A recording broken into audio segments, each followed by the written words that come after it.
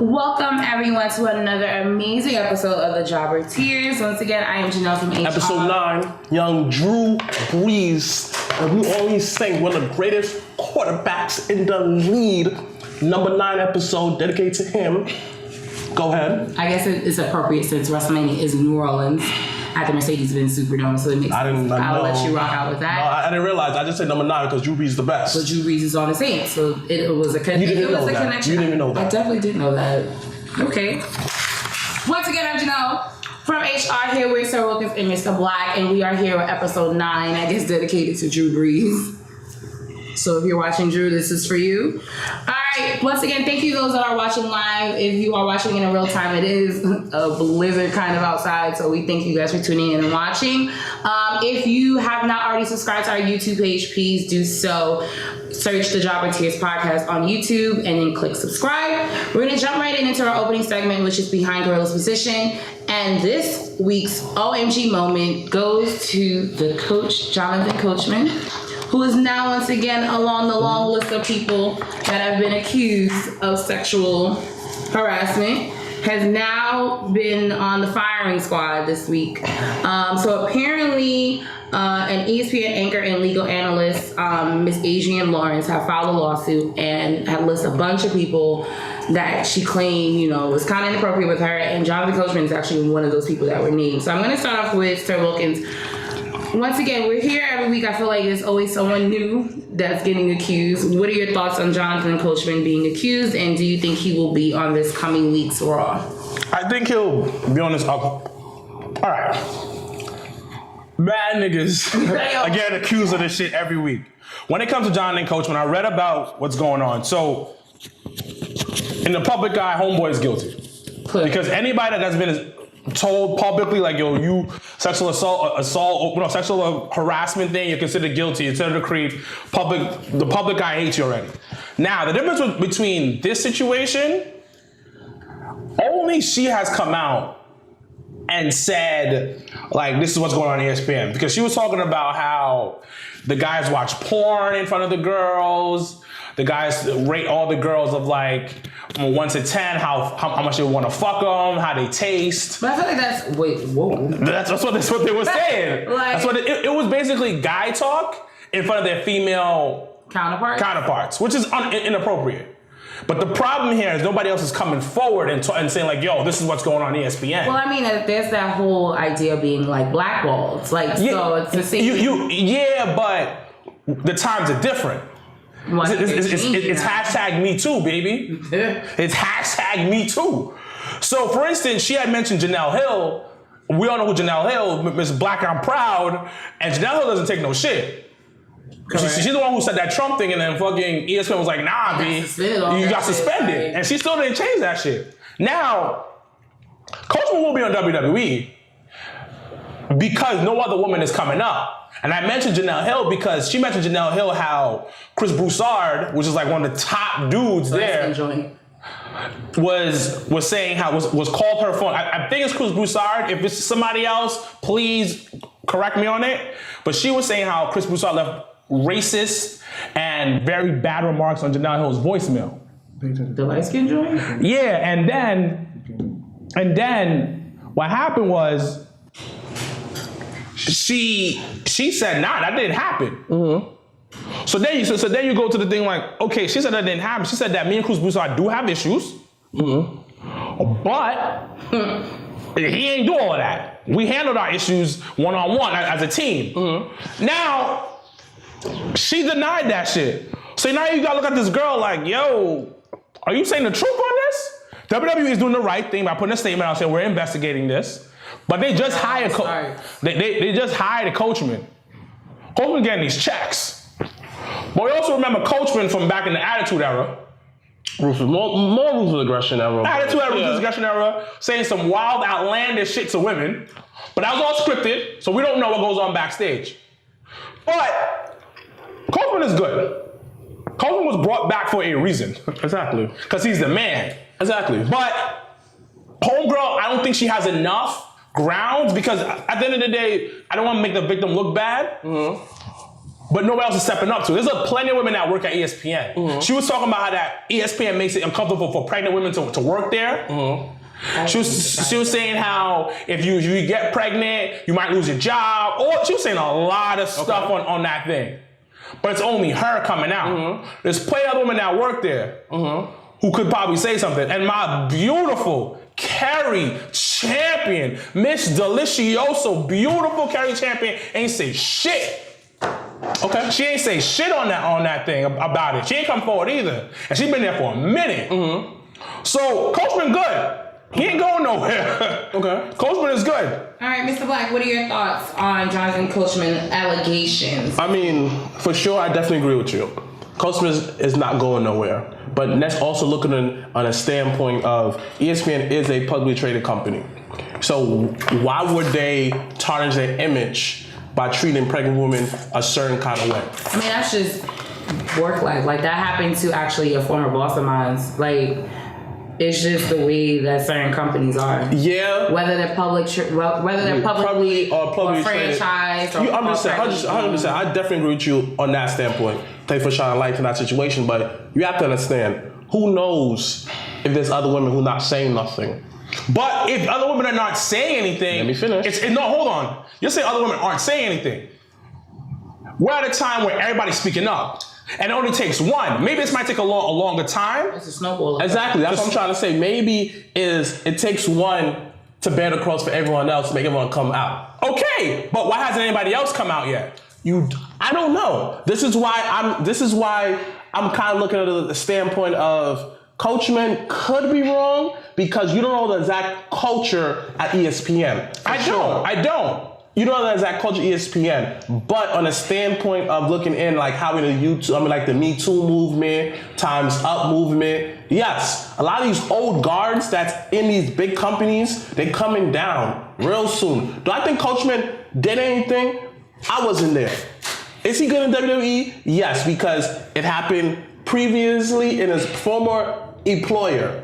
Until like there's concrete evidence, it's just allegations. But we also live in a time where public opinion matters over the court. How many times that people say that Bill Cosby did it and he never got prosecuted for what he did? He definitely did. He never got prosecuted. And actually, he beat the case. But you forget. Now he's going on it was more than a fucking NFL franchise came out against them. It was a chick every week. There was literally a cover of maybe 20-something, maybe over than that, on the cover of I think it was the New York or Vanity Fair, some shit like that, of this different women. And he loved all flavors too. But he was on all of them, so how accurate is that? How accurate is that? How accurate? Because a lot of reports, a lot of women just said something just to get clout. Exactly.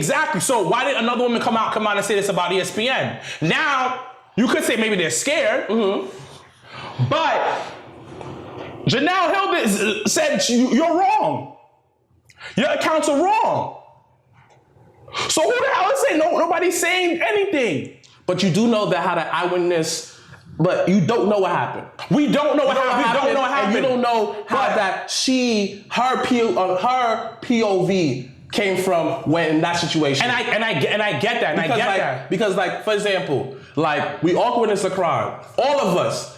We all see this crime, but we all have different POV on it. You don't know how she felt, so you can't say that you can't blame her. Yeah, I understand that. I understand what you're saying, but a lot of times, if you really want to hold that truth up, more people are going to say something. For instance, Russell Simmons. One chick came out, the week later another chick came out. Everybody that's been on this list of things, multiple people have come out and said yo, this person did this multiple times. And these are all powerful people. Weinstein had a football team out. Nah, Weinstein situation, a lot of people knew what's up. A lot of people knew what's up. They didn't say nothing. So that whole situation, but 15 people came mad girls came through. Coachman, and the thing, it's still early. But what made me raise the eyebrow was Janelle Hill said, nah, that didn't happen. That was the only thing. And that's the thing that raises your eyebrow. You put a statement out saying all this happened when Janelle's nah, that didn't happen. And the fact that Janelle had nothing to lose. Exactly. So on the flip side, she's like, that didn't happen, so I guess it. So Janelle Hill has nothing to lose. That's Janelle from HR. Janelle Hill has nothing to lose. But I'm saying that she has nothing to lose and nothing to gain from it. All right, so we will see what comes about this interesting story. So catch to see if Jonathan Coachman is on Raw this week or the following week or the week after that. So we shall see.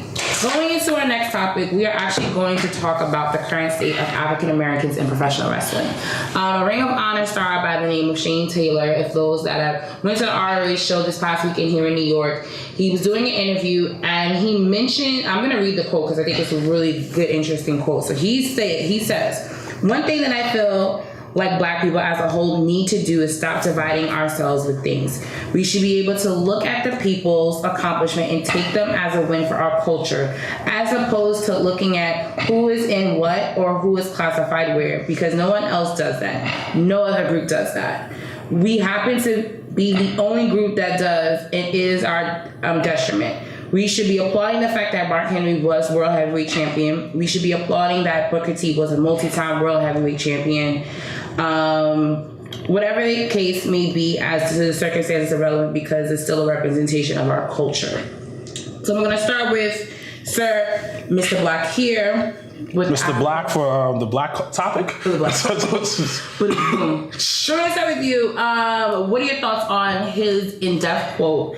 And what is your basically opinion of the current state of African Americans in professional wrestling? So he's right. Booker T was world champion, but he was not multi-world champion in WWE. He was WWE champion 5 times. For his career. We're not talking but, about just WWE. Yeah, but like... We're talking about professional wrestling. Yeah, professional wrestling, yeah. But when he was in WCW, he got treated like a big deal. He invented pay-per-views.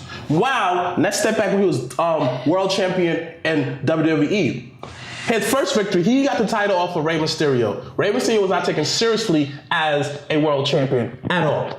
And the way that he won it from not like a quality win, Chavo came and helped him out. By hitting Rey. A W is a W. At the end of the day though, it's still an asterisk next to it. Because it really isn't. Because when Ray Owen won the title, the first time off of Chris Benoit, there was no help. He did it on his own. That's just the way that they wrote it. Well, again, I'm not finished. Then after that, in other matches, he was just win in a very, the next time he fought Batista. And he main evented, but it was a SmackDown brand pay-per-view. It was back in 2006. And again, Booker T lost, but the title never exchanged hands because Batista won by DQ. The third time, it was a it was a triple threat. It was at Taboo Tuesday. I think Taboo Tuesday at Cyber Sunday, and it was Champion versus Champion. Big Show, John Cena, and him. And they picked Booker T's championship to go online. Booker T won because the help of Kevin Federline. Another interference. Okay, I want to know where this is going. What is the bottom line to this? Let me finish. Boom. Now, let's look at Mark Henry's run as champion. He never made no pay-per-views. He was always the 4th match or the 7th match. So, reason why we're not excited about it because WWE didn't make them a big deal as champion. Yes, the Hall of Pain was great for Mark Henry, but he never made no pay-per-views to make it feel like it was a big. Yes, Mark Henry reign was short. He got injured, but he didn't come back at the top of the card. Like, he didn't win no more championships after that. Booker T, after that, he left and went to TNA.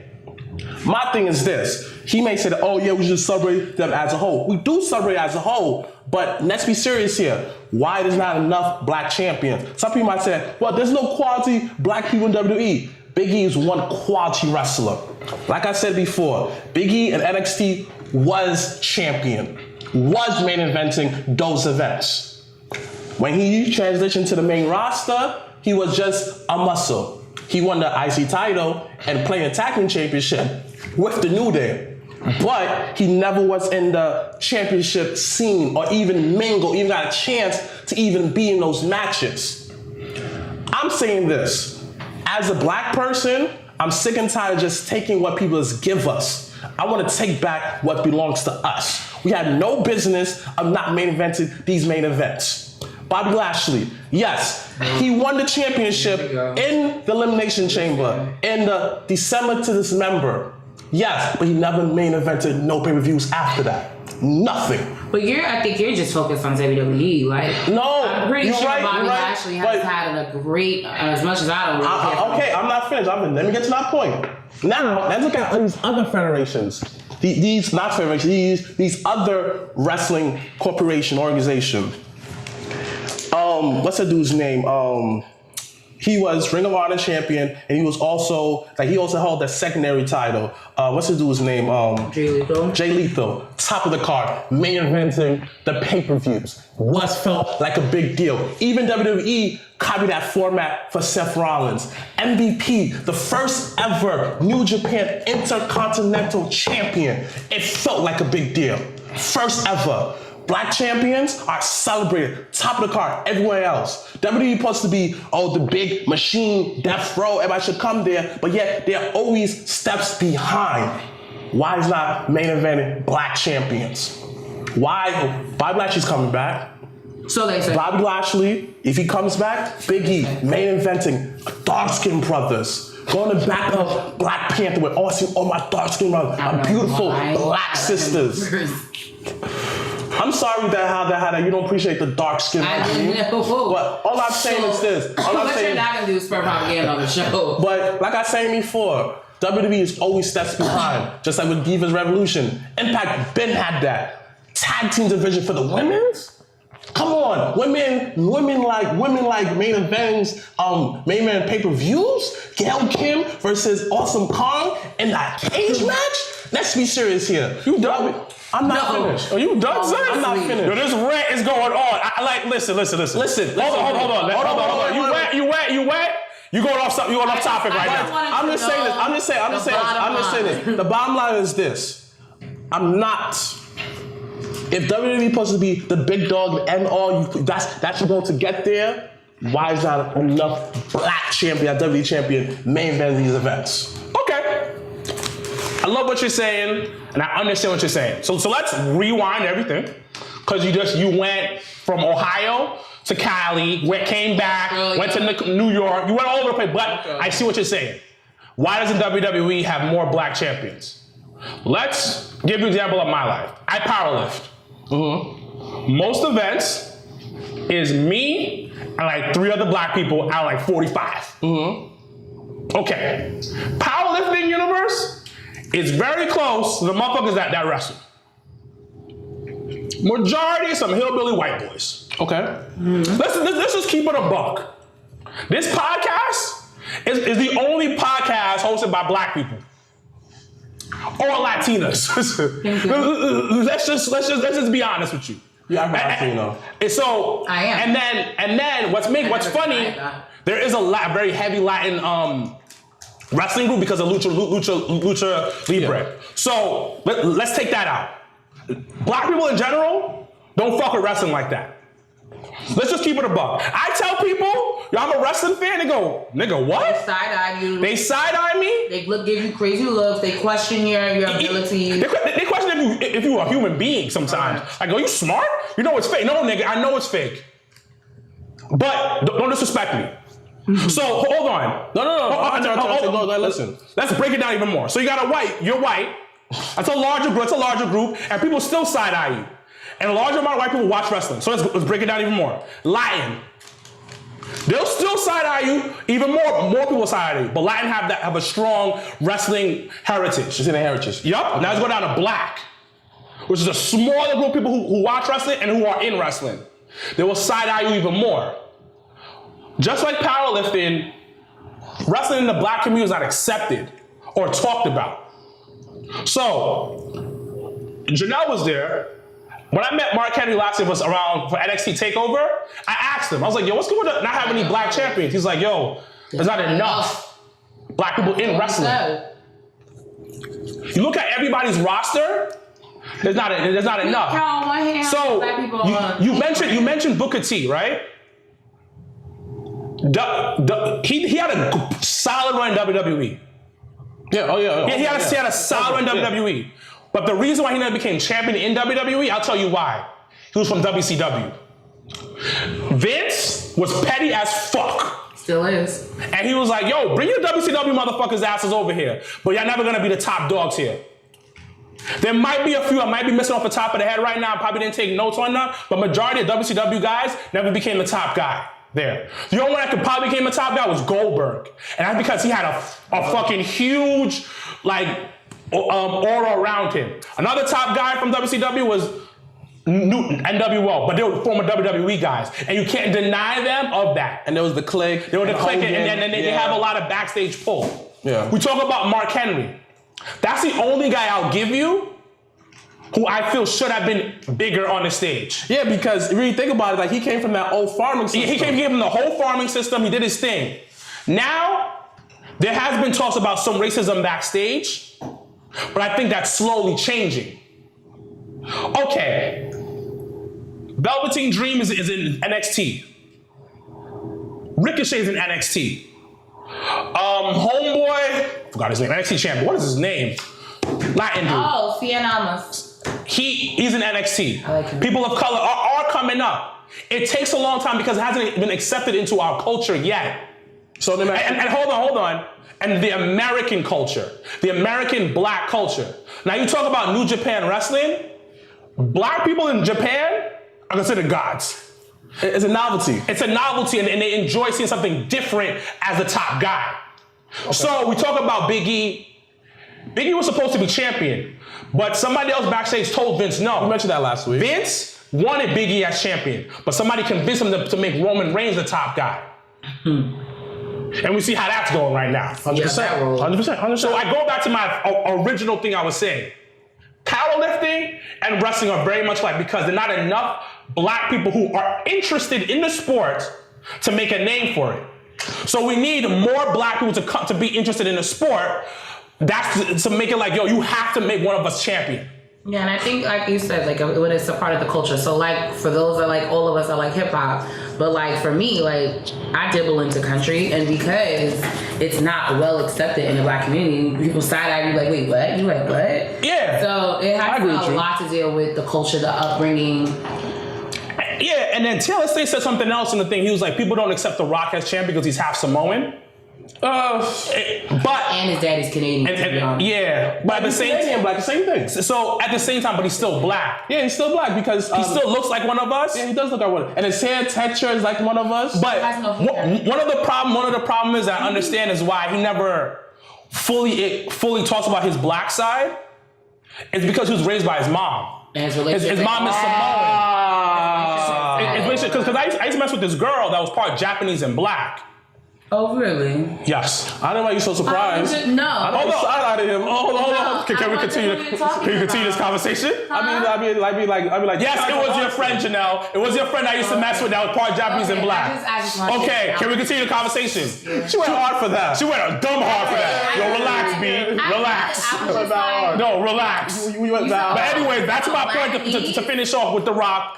She was black. She was part black and Japanese. She looked black, but she more accepted her Japanese side because her dad wasn't really in her life like that.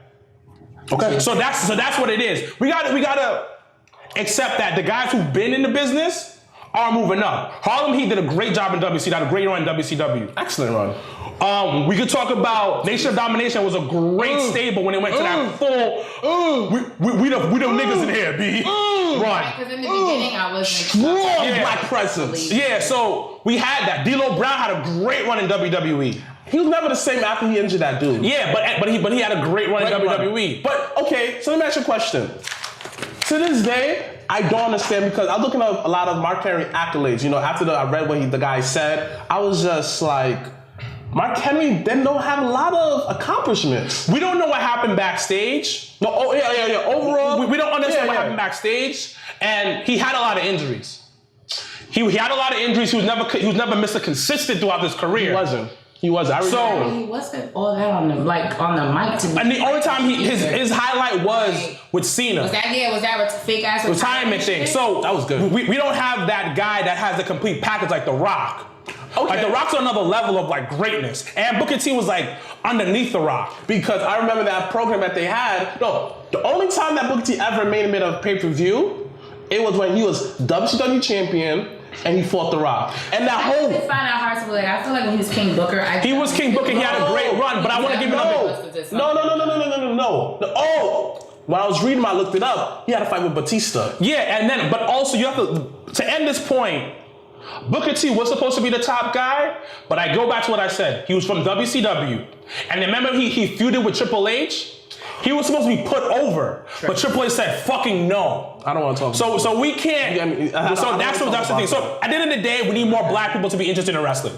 Overall, black people in wrestling. Yeah, a lot of, like if you look at the contrast, especially like in the indie scenes, you see a lot of color. But the thing is, it's the indie scene. These guys are coming up. Correct. The next generation of wrestlers will be more black people, and the more Latino, more people of darker complexions, because we're athletes. It is what it is. We are the best slaves that came over here. Let's keep it a buck. But I'm not gonna lie. That's what it is, and we're gonna see more of that change. And we'll see what happens. But overall, just to end it on this note, like we live in a like we're fixing a lot of our parents' mistakes. Overall, we're fixing a lot of our parents' mistakes. So a lot of the Harvey Weinsteins, a lot of the old guard is changing to a younger, open-minded generation. People dying. People's dying. People get in trouble for sexual harassment. A lot of stuff is not okay. Like, no, like you cannot touch my dick like that. No, I don't care how good you look. Listen, you have to understand. What? Where are we going? Next subject, please? Yo, no. Let's stop this. Touched and you no. Listen. No, hold on. We stop this right here. He just said, no, don't touch my dick. No, we stopping this. Next subject. We're not doing this. Stop this. Let me say this. Overall, WWE in a couple of years, there's going to be several black champions. Yes, we know that because Sasha Banks is doing her thing. So let's stop talking about. But motherfuckers get their dick sucked. But I just want to know, did you get touched in the broken? Come on, man. I use nasty feelings on my jaw. That's a whole other story. But go ahead. There's a story. Come on, stop. I don't care about his sexual harassment, son. All right, well, we're going to move on to our next topic. For those that have been watching, Being the Elite is something that is now on and popping on YouTube. Every week they do episode. But the latest episode, they have finally revealed the location of the All-In show that is being financed by Cody Rhodes and the Young Bucks. And it's going to be about 25 miles out of Chicago at the Sears Center Arena in Hoffman Estates, Illinois. So they're going for 11,000 people. I'm going to start off with Mr. Blacc. Do you think they'll get all 11,000? And if so, what are some of the wrestlers you think will be on their show? Of course, 11,000. You know, as long as 11,000 is not easy. And a small, you have to think of the small rural town. Yeah. But I just feel like overall it's all about the card that you put up. Now, Daniel Bryan should be a free agent around that time. There's a lot of great free agents that you haven't seen in a while, or free agents currently that tearing up the indie scenes. So what's one match you would like to see in this All-In event? I like to see Daniel Bryan back in the ring. That will be like a big time seller. Or Austin Aries. Or you can bring back a lot of classic acts, such as, I don't know, Sabu, Kid Cash. Sabu is not getting in that ring. He gonna meet you. Oh yeah. You can't even walk into the ring. I didn't know that. You get a lot of throwback acts such as Kid Cash, Amazing Red. Get a lot of good female talents from back in the day. You know, Cody Rhodes is still cool with a lot of former WWE employees. So they could may not reach 11,000, but probably 10,000, 9,000, and that still be a good turnout.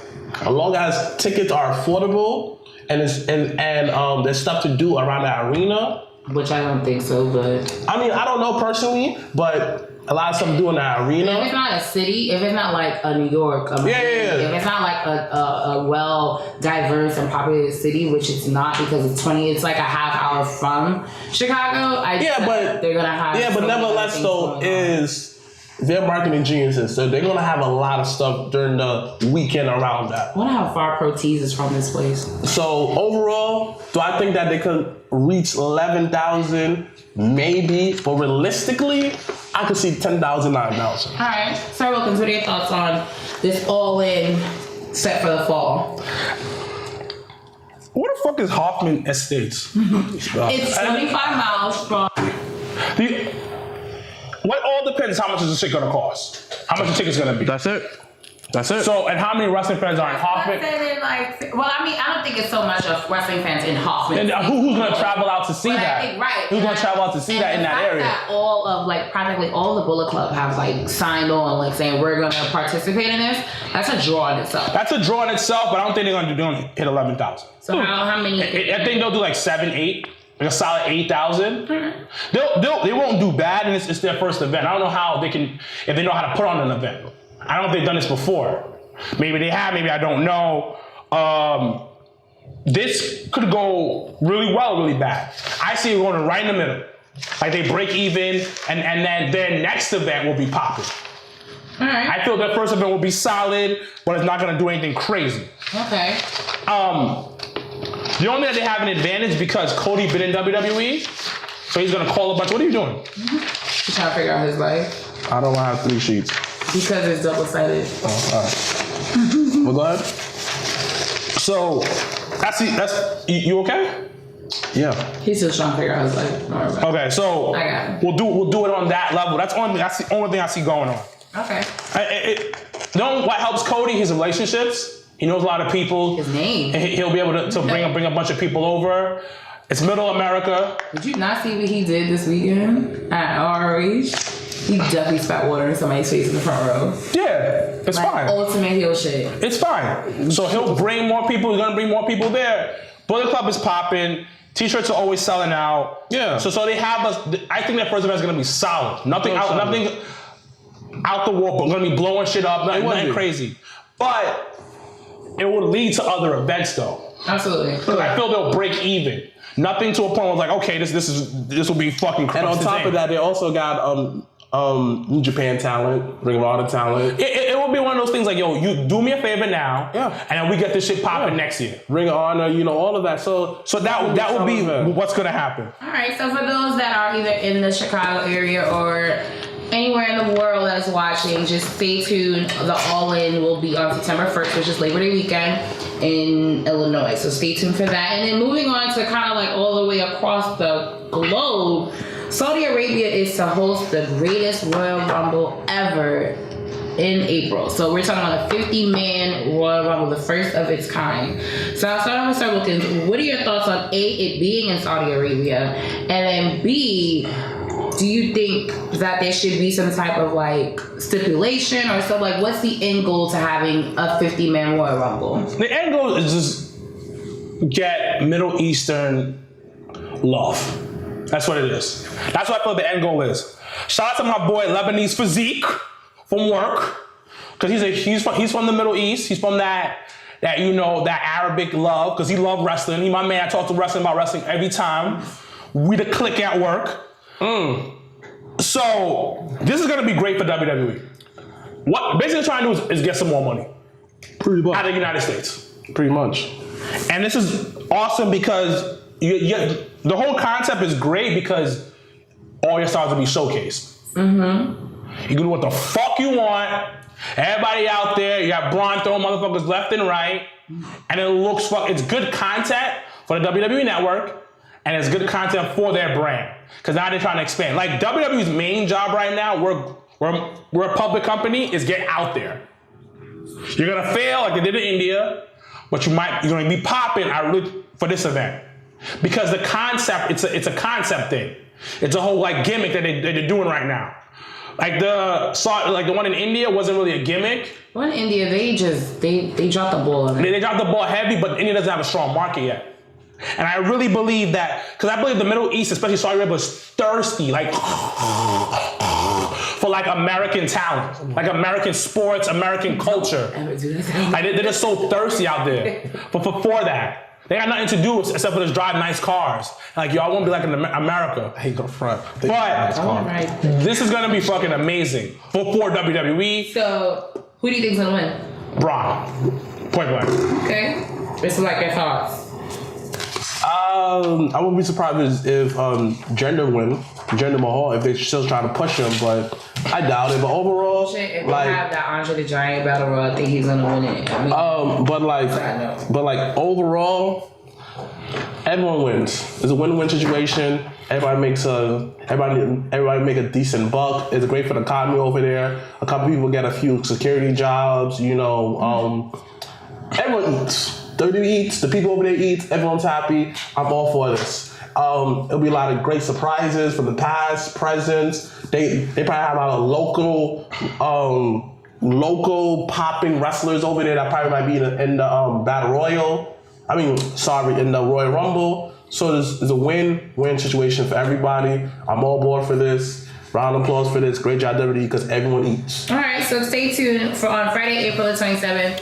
The greatest Royal Rumble ever will be hopefully on the WWE network, because even like that Indian one, it was not on a network. Like it was like you had to be there to see what the fuck happened. That was a fucking fail. But and our last thing under Behind Gorilla Position to Speak is our rumor of the week. So apparently they are changing 205 to being great again. So there might be some new tag team titles given after WrestleMania 34. So WWE officials are planning to introduce a new cruiserweight tag team title, which is a concept that WCW actually did right before WWE bought it. So I start off with you, Mr. Blacc, because you know you are like the 205 in love king over here. What are your thoughts on them kind of bringing back the tag team titles to the cruiserweight? Great idea, because a lot of guys are not doing much, and it gives a lot more TV time for everybody. Everyone eats, because after this tournament, you want to give guys something to do. Team up a few guys, it's going to be great matches. Because overall, the past couple of weeks, I have to say, a couple of guys say, oh, this look like WCW. Nah, they taking a step notch above WCW. The matches as of lately. Saying the past few weeks. You've been saying that shit every time. Week. Nah. Every week. The past 9 weeks. Nah. The past 9 That's the episode. Mustafa Ali and you not spoiler alert thing, so I didn't watch it yet. Oh, but the main event, they let the reins off of them, say this every and episode. they going. Every Nah, episode. because y'all ain't watching it consistently every week like me. Yeah, and then you say this every episode. Because y'all not doing it, so I have to repeat myself. You say this every episode. Anyways, all I'm saying is it's great. This is a great idea. Cruiserweight, because the last Cruiserweight champion, fun fact, the last Cruiserweight tag team champion was Billy Kidman and Rey Mysterio. Fun fact, by the way. And it's not a fun fact. Boy, why does he hating, son? Why does he hating, son? Dang, son. Like every week, son. Every time I try to look at my little facts, that ain't a fact. That ain't true. I don't think that's right. You go home and look it up. Oh, you was right. I didn't say it wasn't true, but it's not a fun fact. Like I'm not having fun knowing this fact. Like niggas who say fun facts is supposed to be a fun fact. Right, like someone had posted a few days ago, it was like fun fact. Roman Reigns is greater than CM Punk, and I was just like, that's again. That's my opinion. Again, I did not interfere and say, try to hate on stuff you be saying. I'm not hating. I just said it's not a fun fact. To me, it's fun. Why is it fun? Because it's raining. Okay, all right. My opinion on... I'm not finished. Overall, the Cruiserweight tag team division... The Cruiserweight tag team division is going to be Yoga Flames. All right, so wait, before you start, who do you think will be the first ever, if they do this, because this is once again rumored, who will be the first ever WWE Cruiserweight tag team champions? Oh, they get what? The Japanese connection. Yeah. It's Leo. Thanks, cousin Leo, for randomly saying that and interrupting our conversation. Random thoughts. No, because she looked at me. I looked at you because you're behind the camera. It's Hideo Itami and the guy who was yelling, wow. Oh, Kazawa. And the reason why I could tell you because he has not been really. Wait, are they really called the Japanese connection? Like, is that no. No, I made it up. No. Japanese. Because no, that's not the first time I've heard that. No. Literally, Rockstar Spud pair them up together, and they looked great last night. Yeah, it's just Japanese connection. Yeah, they're not really called a Japanese No, but connection. like, They're not really called a Japanese connection, but it's a Japanese connection. Japanese connection. It's mad racist. It's mad racist on the internet. It's very racist. It's very racist. Because I don't think they're both Japanese. Are they both Japanese? Yo, I don't. Nigga might be Korean. But then again, I don't think that's really racist because Nets bring it back to high and tie. You know they're not really Japanese. Like one of them is not Japanese. I think one of them is Asian. I mean, no, not Asian. Chinese or something. They just make both of them package get that Japanese. You just said some racist, ignorant shit, but just called We're gonna call all Chinese niggas Asian. You just call. Like he remixed, he was like, no, not that. Whoa. So that's your question. So what do you call if you don't know if you know somebody they look like from they have No, we're not going there. We're not going Just there. find out where they from. We're not going there because we're gonna sound racist. Nope, we're not going there. I can't win this. Nope. So I'm gonna talk about my opinion on this tag team shit. Yes, and then we're gonna move on. I think it's pretty solid. It's great. Motherfuckers is eating catering in the back. Needs to come out and do something. Yeah. So that's basically my opinion on that shit.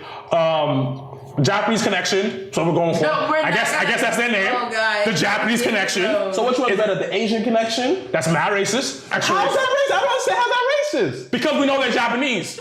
Oh, okay. No, are they both in Japanese? We don't know, but we're gonna say the Japanese connection because That's more racist. Because you're assuming so. you know what? Move on. The two Asian guys Okay. on a tag team. Okay. They're two non-Americans. You can just let them go with that. But everybody's American in this country, even immigrants. Oh my God. But how you know that they got their? All right, listen. They win in this shit. They can be on a work visa. Because Buddy Murphy's on a work visa. What? Okay, it doesn't mean that they are citizens. No, right. I'm just saying they could be on a work But he said visa. that everybody here is American. So Listen, we're not going down this. But you said it. We're not going down this wormhole. No, we're going down this rabbit hole. No, we're tonight. not. We're not. You We're not. started it. No, we're not. Okay. Like I said before, it's gonna be great. Next subject. Oh, yes, they are both Japanese. Who You said got it right. Who said it? Chris is the truth. CWO. Chris, are you really the truth though? Like question mark? We got All right. it. That's it. That's it. All right, so once again, stay tuned to see if we are gonna. And I honestly do think the tag team title could be better than the actual tour, like the cruiserweight title for some reason. Like I feel like they'll show. Oh, the look? No, just the popularity of it, like the importance of it. Like I feel like the tag team would be better than. Because you have the four people actual doing cruiserweight fucking title. spots every fucking 5 minutes. I think we dope. So it's gonna look good. That's how it was in WCW. Like everybody just did crazy spots. Crazy spots. All right, so we're gonna move on to our second segment, which is the WWE recaps. I'm gonna start off with Raw this week. I'm gonna start off with Mr. Blacc. What were your thoughts on Raw this week as we are on the complete fast track to WrestleMania on the Raw side? What were your thoughts on Raw this week? Listen, that whole Ronda Rousey Kurt Angle segment, that was boring. Side note, Stephanie's hair color, girl, change that back. That is not your color. That whole burgundy reddish look. Because I think because she's Raw general manager. No. Yeah, I think that's why she's getting that red look. Like it looked like she took up like 5-10 years off her face, but it just was like I was like, the fuck, bitch, you should have waited till that came color down. But continue, sorry. The first segment with Triple H, boring. The build up. It's boring.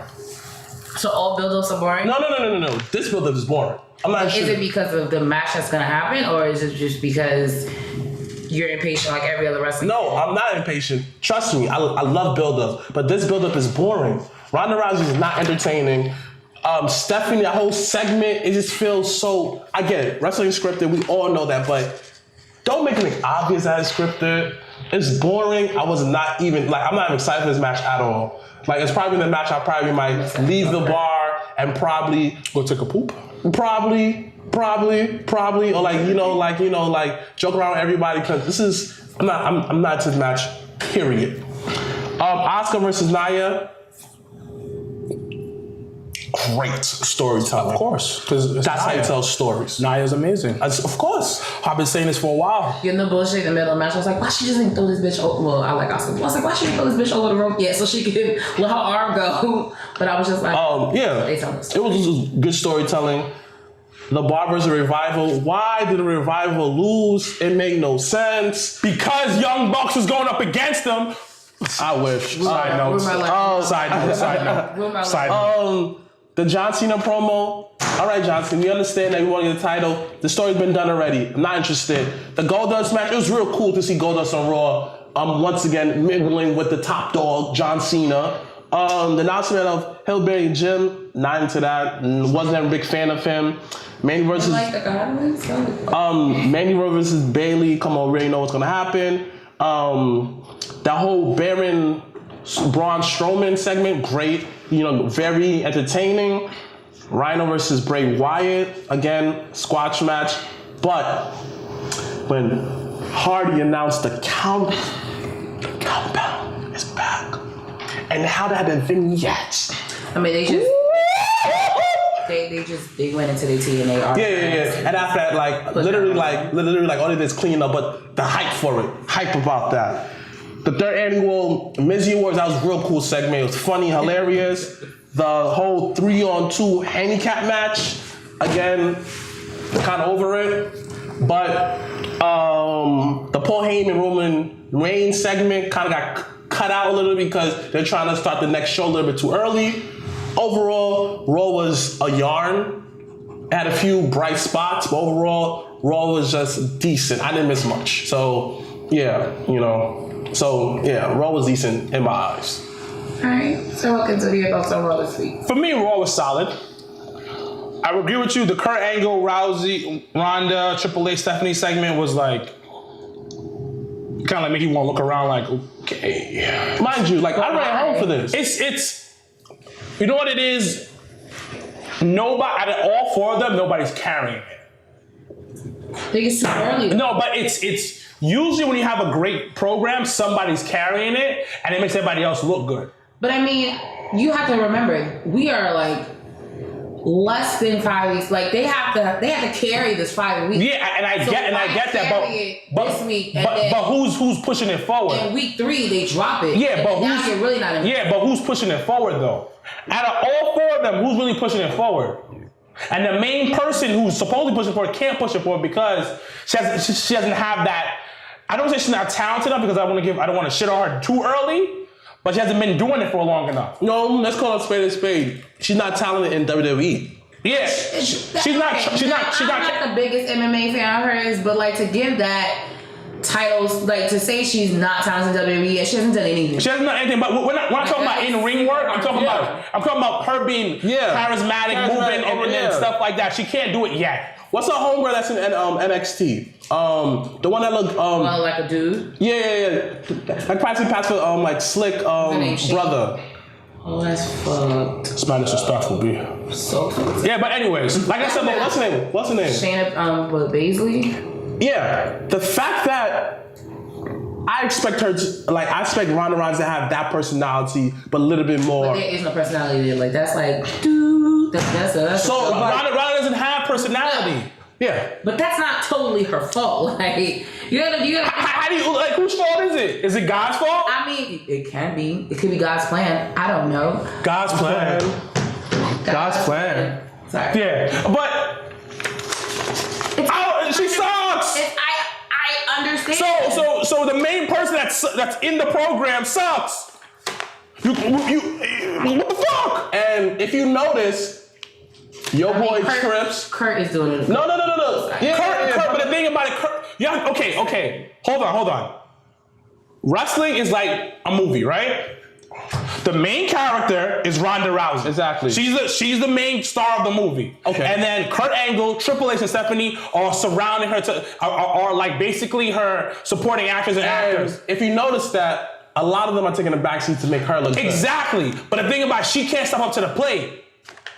So, Triple H, Stephanie is not even a good person, is not even that great on the mic. She's solid. She just got solid. So Kurt Angle has to take the full role. Triple H has to take the full role. And even then, I feel like Kurt Angle doesn't feel real comfortable. Because the chick sucks. Well, that and I feel like Kurt just want to whip ass. Like Kurt get punched in the head last week. He probably was just like, oh, that's some bullshit. I just want to fight. Yeah, exactly. But he's like, yo, I don't know what to do because I want to make her look bad. You can tell that he's uncomfortable. He doesn't. Because she can't fully carry it, or she can't take the cues to make it better. Like for instance, when Jinder and AJ Styles are going at each other, AJ Styles uplifted Jinder, but Jinder knew what to do. Ronda doesn't know what to do But yet. the difference is, oh, I'm sorry. But my fault. But the difference is, I have to give it to Jinder. Let me finish. It's not about Jinder. It's about Ronda right Okay, now. Ronda Rousey. I just feel that Ronda Rousey take the extra step to step again. She can't do it yet because she only been there for a week. Yo, only been for like 2 weeks. She can't do it. Boy, You don't like all the tools that WWE superstars need. You don't need that in MMA at all. Like you don't have to cut a promo. You don't have to really do much. You just have to fucking fight. Like the person they should have called up from MMA, Conor McGregor. He would have cut some good promos and would have done some shit. But see, Conor's a very different case because like him talking is just a promo. Like, yeah, him talking is a promo, so that's a different kind of story. Now, let's move on to some great promo. Nia Jax. Woo! She was crying. Like I was like, yo, baby girl, I got you. Like I thought you could send her a text. Like, yo, like you hug her, like you put it right into your heart. Like, yo, you good? It plays your favorite song, My Heartbeat. Bars. Check and see after, it might be a little moist. I doubt it. So, Asuka and Nia, You're right. It's getting better by the week, but what's the end goal on this one? Are we gonna put Nia in? Are we gonna put Nia in a triple threat match? You see, that's the problem. Like, yo, they having a great mini program, but what's the end game? Yeah, I agree with you. So are they gonna put it in a program? Like I said last week, Asuka has not officially said who she's facing. Like when people fail to once again that Men in Black syndrome, you fail to realize she has this still option of choosing Raw or SmackDown. She hasn't really said anything. That's because Ronda came in and went like this. Yeah, but then you see where the program that she's going, like, we would have all been pissed if she would have got thrown in the title ring. We would have been like, oh, that's some bullshit, but she's not. So once again, it leaves still Nia that door of opportunity to co-headline WrestleMania. Yeah, but the one thing they're doing right with Ronda, they're telling a story from like, was it 2 WrestleManias ago? When him and her and The Rock were in the thing. So they're using that, so they're doing a good job with that. Now, let's fast forward this. Back to the thing, the Bar versus the Revival. I don't know what the fuck is going on with the tag team division in Raw. Yeah, Raw. The Revival should have won to add a new feud. I think what they're doing is they're leaving it kind of open. Like if they were to really do that open challenge, it would be a tag team call up from NXT that would face them at WrestleMania. That's a great idea, but it's like okay, that's a fucking great idea. All the Young Bucks come. Oh my gosh. You a hater. Now, John Cena. Let's talk about John Cena. Over the years, I've learned to love John Cena. Me too. I appreciate him. I appreciate what he does for the culture. I appreciate all his Make-A-Wish. My nigga, you fly, B. You helping out these young little kids who got missing arms, missing legs, who blind, who bald-headed from the chemo. Listen, he's doing great things. That's all you had to leave it at was that he's doing great. Yeah, but his kids are missing legs, missing arms, and they bald from the chemo. I didn't expect the last part. The last one was like, they ball for the chemo. Yeah, because that's a great thing he's doing. Well, I'm not saying that, but why you had to throw in that? They ball for the chemo. Yeah, and then they're doing a great thing. Like, outrageous. Like it's amazing. So then Goldust pops out of nowhere. That was I swear. I feel like they like John be like cutting promos, and then it's like, my nigga, you going too long. Yeah. This nigga going too long. Yo, Goldust, what are you doing? He have a bagel in his mouth. I'm eating. And he's like, yo, get out there, son. Throw some makeup on, get out there, because John throwing these long ass promos. Get out there, let's do something.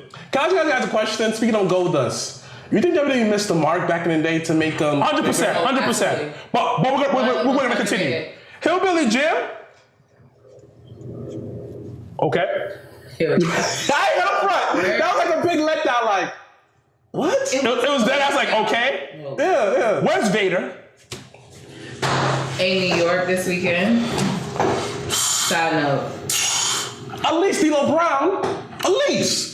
But they put Rikishi in before Vader. No, but I think especially with D'Lo, I think D'Lo left a bad taste in their mouth. He did some, or I think he did some off the wall. Oh, no, 100%. Here's some disrespectful shit. He Wait a minute. He was not at the. It was Farouk, Mark Henry. Who's the third guy at the table of 3? It was the Godfather. Yeah. 100%. That's what I'm saying. Like, something's off, but the fact that right. They don't have D-Lo there? No, but no bullshit. I would see them putting a Nation of Domination as a stable before I see them putting him in by himself. They put Godfather and then Godfather hasn't accomplished much as D-Lo. Once again, I think hold on. You can't shit on Godfather. My man out here. I'm about to mention him as one of the top black guys to do it in the WWE. But he was out here giving out spells and shit. Yeah, like, what? His longevity and his so we can't shit on Godfather. We're going off subject, but we can't shit on Godfather. I'll tell you why we can't shit on Godfather. He did something that very few people can do, which is change with the times. No, not change with the time. Change a character and rise to the occasion with that character. Even with the whole right to census thing. It's regardless of what position he took. You know what? He did a great job. You're right. So, Hillbilly Jim, I get it, but my nigga, where's Vader? In New York this weekend. I know, but where the fuck is Vader? Vader should be in the Hall of Fame already. I mean, once again, there are probably 2 more spots left in the Hall of Fame? It'll be, I think the next one will be a celebrity. Well, they rumored to be Kid Rock because he's one of the theme songs of WrestleMania. So it's rumored that Kid Rock will be the celebrity. All right, whatever. All right. So we're moving on. Please. Mandy Rose versus Bayley.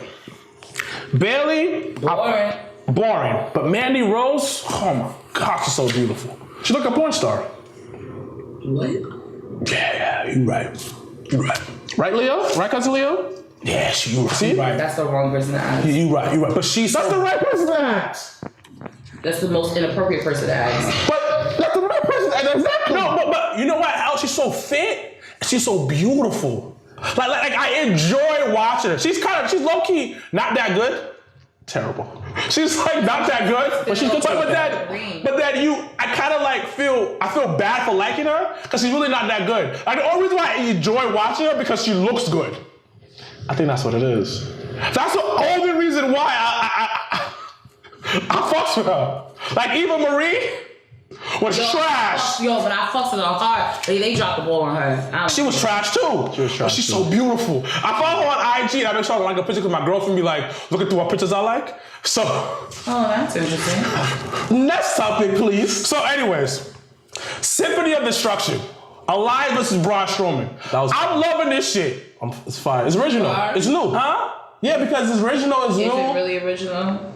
Yeah. It's new. It's fresh, and they're having fun with it. Yeah. Like the fact he was in the car, he couldn't like move it. It was super corny. It was super corny, my nigga. It was funny, but it made sense for Braun Strowman's character. Yeah, but also Braun Strowman's like a top strong man. Yeah, I think people forget that. Like he can legit pick up a car. Yeah. Like he's like gold, like first place. If you ever like look up his Wikipedia and like look at to see like he's like well known in the strongman world, so he can legit do that. Yeah, so it makes sense for his character. It was funny. It was good. It was fresh. It was like they're doing something there. Rhino, Wyatt, squash match. I'm sorry. I'm over him and Woken Matt Hardy. I felt the storytelling wasn't the great. The storytelling is trash. Yeah. But I'm just excited for the compound. They started with Matt's like Woken thing before they could really I think it was premeditated because they didn't really get the rights to it, but they slowly planted those seeds. And I think it was like how can I put this? Like when a guy might come before really he's supposed to come. Like I think that was how that happened. Why are we talking about this? I was just saying. It was why is this example? It was the only example. What about you on your example? You have the guy with the ball head with the chemo. Come on. No, but there's 4 niggas in this room right now. But you have to. I don't want to hear about the pre-com. That's why I said I don't want to hear about pre-com. No. Go ahead. There's 4 dudes in this room. Oh, that's not fair. That's not fair. I don't know why you said it really low. Like we're not gonna hear you. Like we're not mic'd up. Like you're not mic'd up. I didn't know how it was gonna come out, so I was just like, I was confiding. But I'm just saying this. You're confiding with me when everybody else can hear what you said. And everybody else on YouTube and everybody else on IG can hear you. I gotta agree with you. I gotta agree with her because we say some off the wall stuff. Y'all always say some craziness, but there's nasty shit. And the one time that I can try to say I got her wrong. That's relevant. To the niggas in the room. I got her wrong. Why are you yelling at me? Why are you yelling at me? I'm with her because previous that I did say a wrestler look like a porn star. So you gotta Mandy Rose is delicious though. But you gotta rock though. She's not beautiful as my girlfriend, but Mandy Rose is beautiful. Come on, that's sweet. There's no pandering here, all right? That's sweet though. Okay. Now, Mizzy Awards, we all know I'm a huge Miz fan. Miz is God. Miz is underneath Ziggler for me when it comes to we don't deserve the Miz. We don't deserve him. We don't. We don't deserve the Miz. What the Miz has done is amazing. Mm-hmm. Now, I low-key want him to drop the title. Well, I think, because, you know, in the real world, he is having a baby, so. I think he's going to drop the title. But I feel if he drops the title, the IC luster and like the feel of it goes away. The way that he has done it. I'm not gonna front. I think Seth would. I don't think Seth can do it. I think Seth is a great WWE Undisputed Champion, but as an IC champion, I don't think nobody fully engulfed the whole thing of being an IC champion. I think what Miz does is that he definitely does more of a homage to all like the exactly. greats that have held the title. Like now, hold up. We're gonna talk about this fucking promo Miz cut. Oh my gosh. This motherfucker said, hold up, he was coming at Finn hard. He was like, this is not Japan, B. This is not Japan, B. And this little thing that you do with your fingers, it's not yours. It's not yours. Bars. I was like, this is bars all day. This is amazing. The Miz is God. And then the fact they made it a 3-way, amazing. Because now, it just feels good. It does feel good. It feels so much better. It's going to be the match of the It feels so much good, and like, I'm loving Curtis Axel and Bo Dallas. Yeah. They need to put them in the tag team division and make them run away. And run with it. Side note, yeah. I have to agree with you. Everyone complains about how The Miz is, quote unquote, he wrestles safe. But The Miz is that one guy in WWE, you can place him in any match and doesn't feel out of place. Because The Miz works for this shit. Like, you don't understand, like he's a real starter from the bottom. Yeah. So he went from the shorts to be honest, to the spandex. We went to the shorts and the briefs. Come on, man. To be honest, Ronda needs to go to The Miz. Ronda needs to go to have a conversation with The Miz because to keep it a buck, The Miz was Ronda at one time in his career. Thrown into a situation, was really fucking unprepared. First 2 years. Was unprepared, but The Miz. Ronda needs to go to The Miz and have a conversation. But you know the difference between The Miz and Ronda? You think Ronda actually tried to work on her promo skills when like she was not really doing nothing? No. The Miz was working on his promo skills on the real world, cutting promos against people. But that was just his life. No. That was his life. But when he got to WWE, he didn't know what the fuck he was doing. He even said it himself where he was talking on the mic. And you know how sometimes before they let him run with it, how they used to write down their promos. He was looking at his promo on his arm. He wrote his promos on his arm. So he wasn't good. And that's why CM Punk had problems with him. Because this motherfucker is not good with your main eventing, like top pay-per-views. So we have to give The Miz so much fucking credit. And what he did last night was amazing. It was. Now, Finn, Seth, awesome. They look fucking great. I love what they did. And Finn is slowly acclimating himself to WWE style of wrestling. But again, the one thing I noticed, where was the club? Why wasn't there ringside assistant Finn?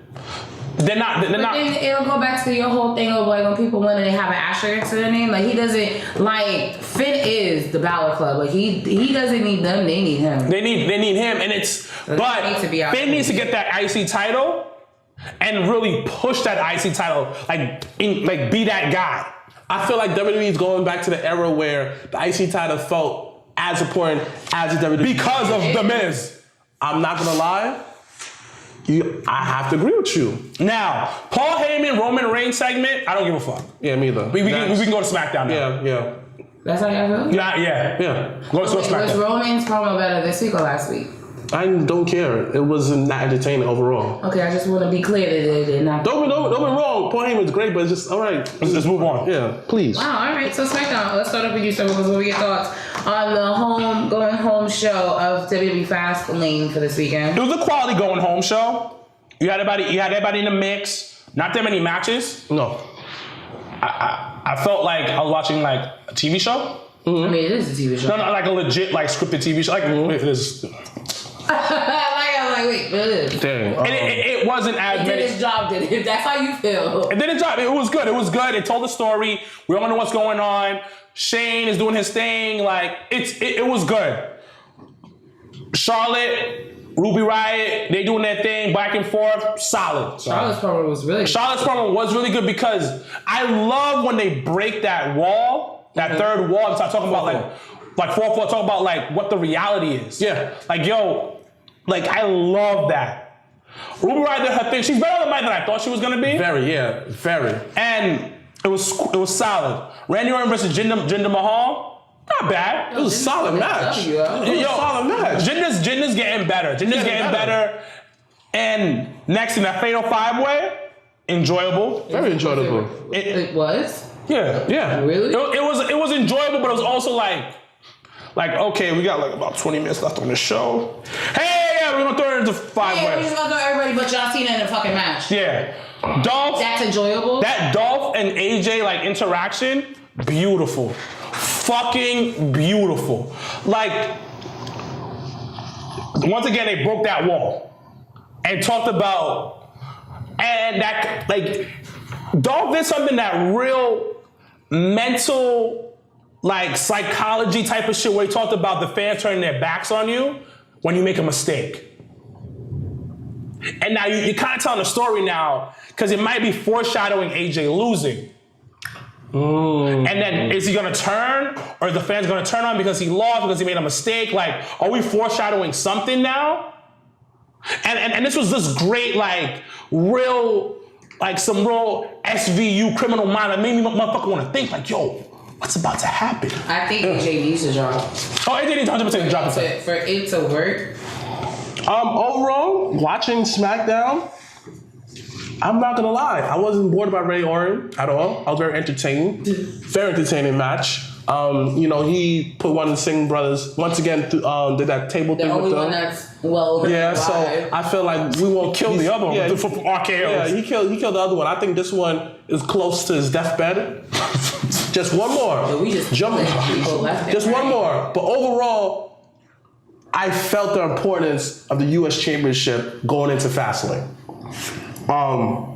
Another you didn't bring up is that promo that they have for the New Day and the Usos. Well, that was last week. No, it was this week. No, they had a video package. The video package was really good. The video package was from last week. No. Yeah, but it was a good video. It was another. They had another one this week. Another one. But it was a good video package. It was a good video package because you felt every title felt important going to Fastlane. The tag team title, they show the history, they beef that they had. Like the only tag team that can match up with the New Day on the roster in the Usos. They told a story that all these years we've been in WWE, we never made it to WrestleMania as a tag team.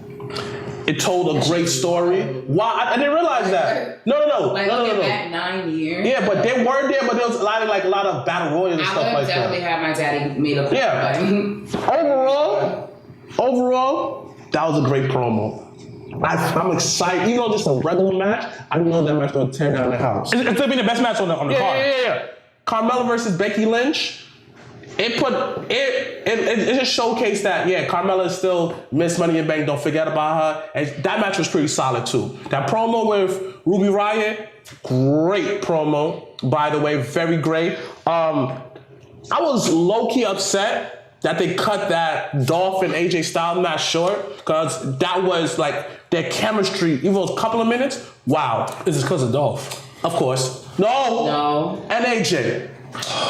We're not worthy of Dolph. I'm so over you. We are not worthy of Dolph. We're not.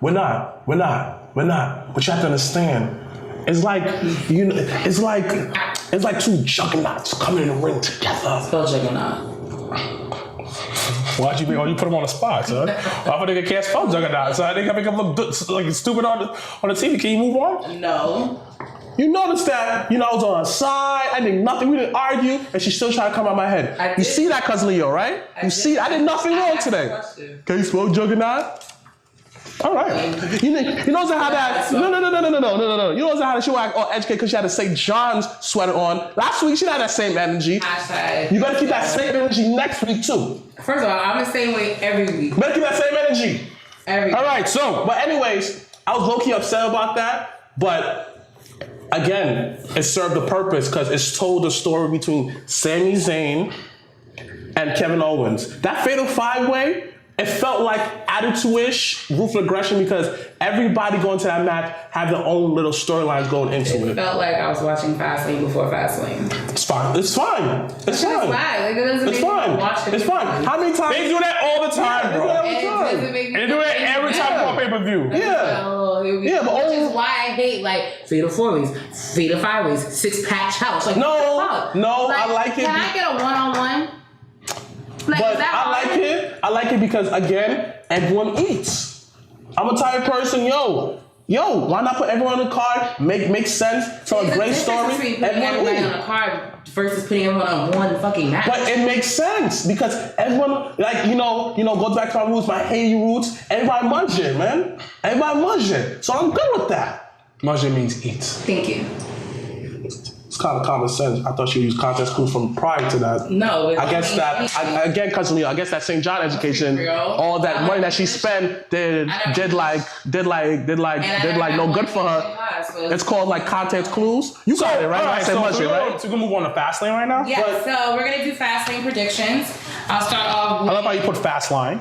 But it's Fastlane. Fastlane. So we'll start off with actually Becky Lynch. These were the two matches I'm gonna say were actually added from SmackDown this week. So we have Becky Lynch and Naomi versus Natalya and Carmella. Who do you guys think? That'll be a solid match.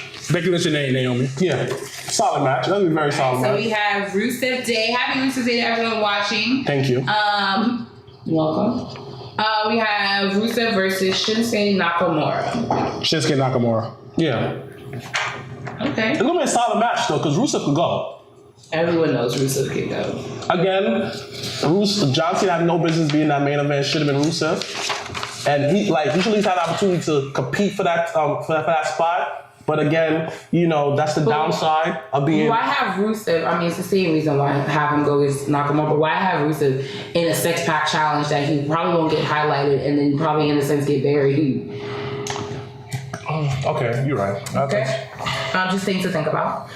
So we have the WWE SmackDown Tag Team Championship, the Usos versus New Day. So will New Day be the 5-time tag team champs?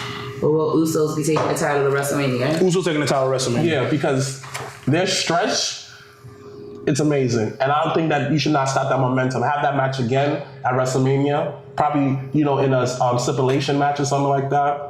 So, probably 2 out of 3 falls at WrestleMania. Oh man, did I have to mentally prepare myself for that? Alright, we have the WWE US Championship. We have Bobby Roode versus Randy Orton. Rude. Yeah, because, again, Orton. What if it's the swerve and Orton wins? Nah, it's not that. Yeah, for what? You never know. Yeah, I agree with her. Possibly could win, but again, what do you gain, Randy?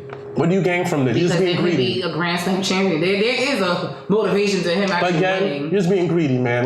You already 50 billion time WWE But champion. he's never been US champion. Doesn't matter. So You're being greedy. Okay. Alright, we have next. The WWE SmackDown Women's Championship, we have Ruby Riott versus Charlotte. Come on. In the fantasy world, I'll say Ruby Riott, but realistically, Charlotte. It's gonna be a good, solid match. Why in the fantasy world? Why not in the real world? Because in the real world, there's no unicorns and the cloud is not kind. You never know. This is reality in Charlotte, definitely. Yeah, it's reality. And then we have these dumbass 6-pack challenge for the WWE Championship. We have AJ Styles versus Kevin Owens versus Sami fucking Zayn versus Baron Corbin versus Dolph Ziggler. Yeah, I'm yawning too. Versus John Cena. Dolph Ziggler. What? Okay. Next take Cena out the equation. I know he's not gonna win. To be honest, the other 5 guys, except for Baron Corbin, I'm taking him out the equation. The Weird body shape. Like, I fucks with him, but his body shape is weird. But the 4 guys, AJ, Kevin, Sammy, and Dolph, I don't know. Because either of those 4 guys possibly to win in the match. So I really don't know who's gonna win this match. Still gotta pick one. It's predictions. Realistically, I'm gonna go with my man I've been rocking for years, my son AJ Styles. Okay. What about you? Me? Yeah. Alright, so I'll go. Becky Lynch and Naomi, Nakamura. I think New Day will win to become 5-time tag team champs. I do think Randy Orton will win to be Grand Slam champ. I think Charlotte will win, and I think I would want AJ. In order for them to build another story, because it's not to say if AJ loses, he won't be added to WrestleMania, but I think AJ should lose, and I do think either Ziggler or Kevin Owens should win. Oh, okay, yeah, okay. We gotta even talk about Sami Zayn's little promo Yeah, I said that. for SmackDown. Yeah. I said I had that. It told like a great mini story between him and Sami Zayn. I mean, him and Kevin Owens. He kicked the shit out of him though. Because he's gonna turn on him.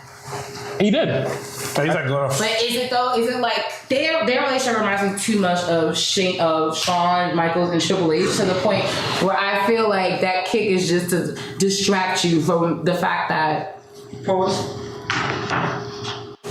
So as I was saying, I do think that Sami Zayn's kick is to distract everyone from the fact that he'll probably help Kevin Owens win on Sunday. So we shall see. So you got your tin hat on for this one?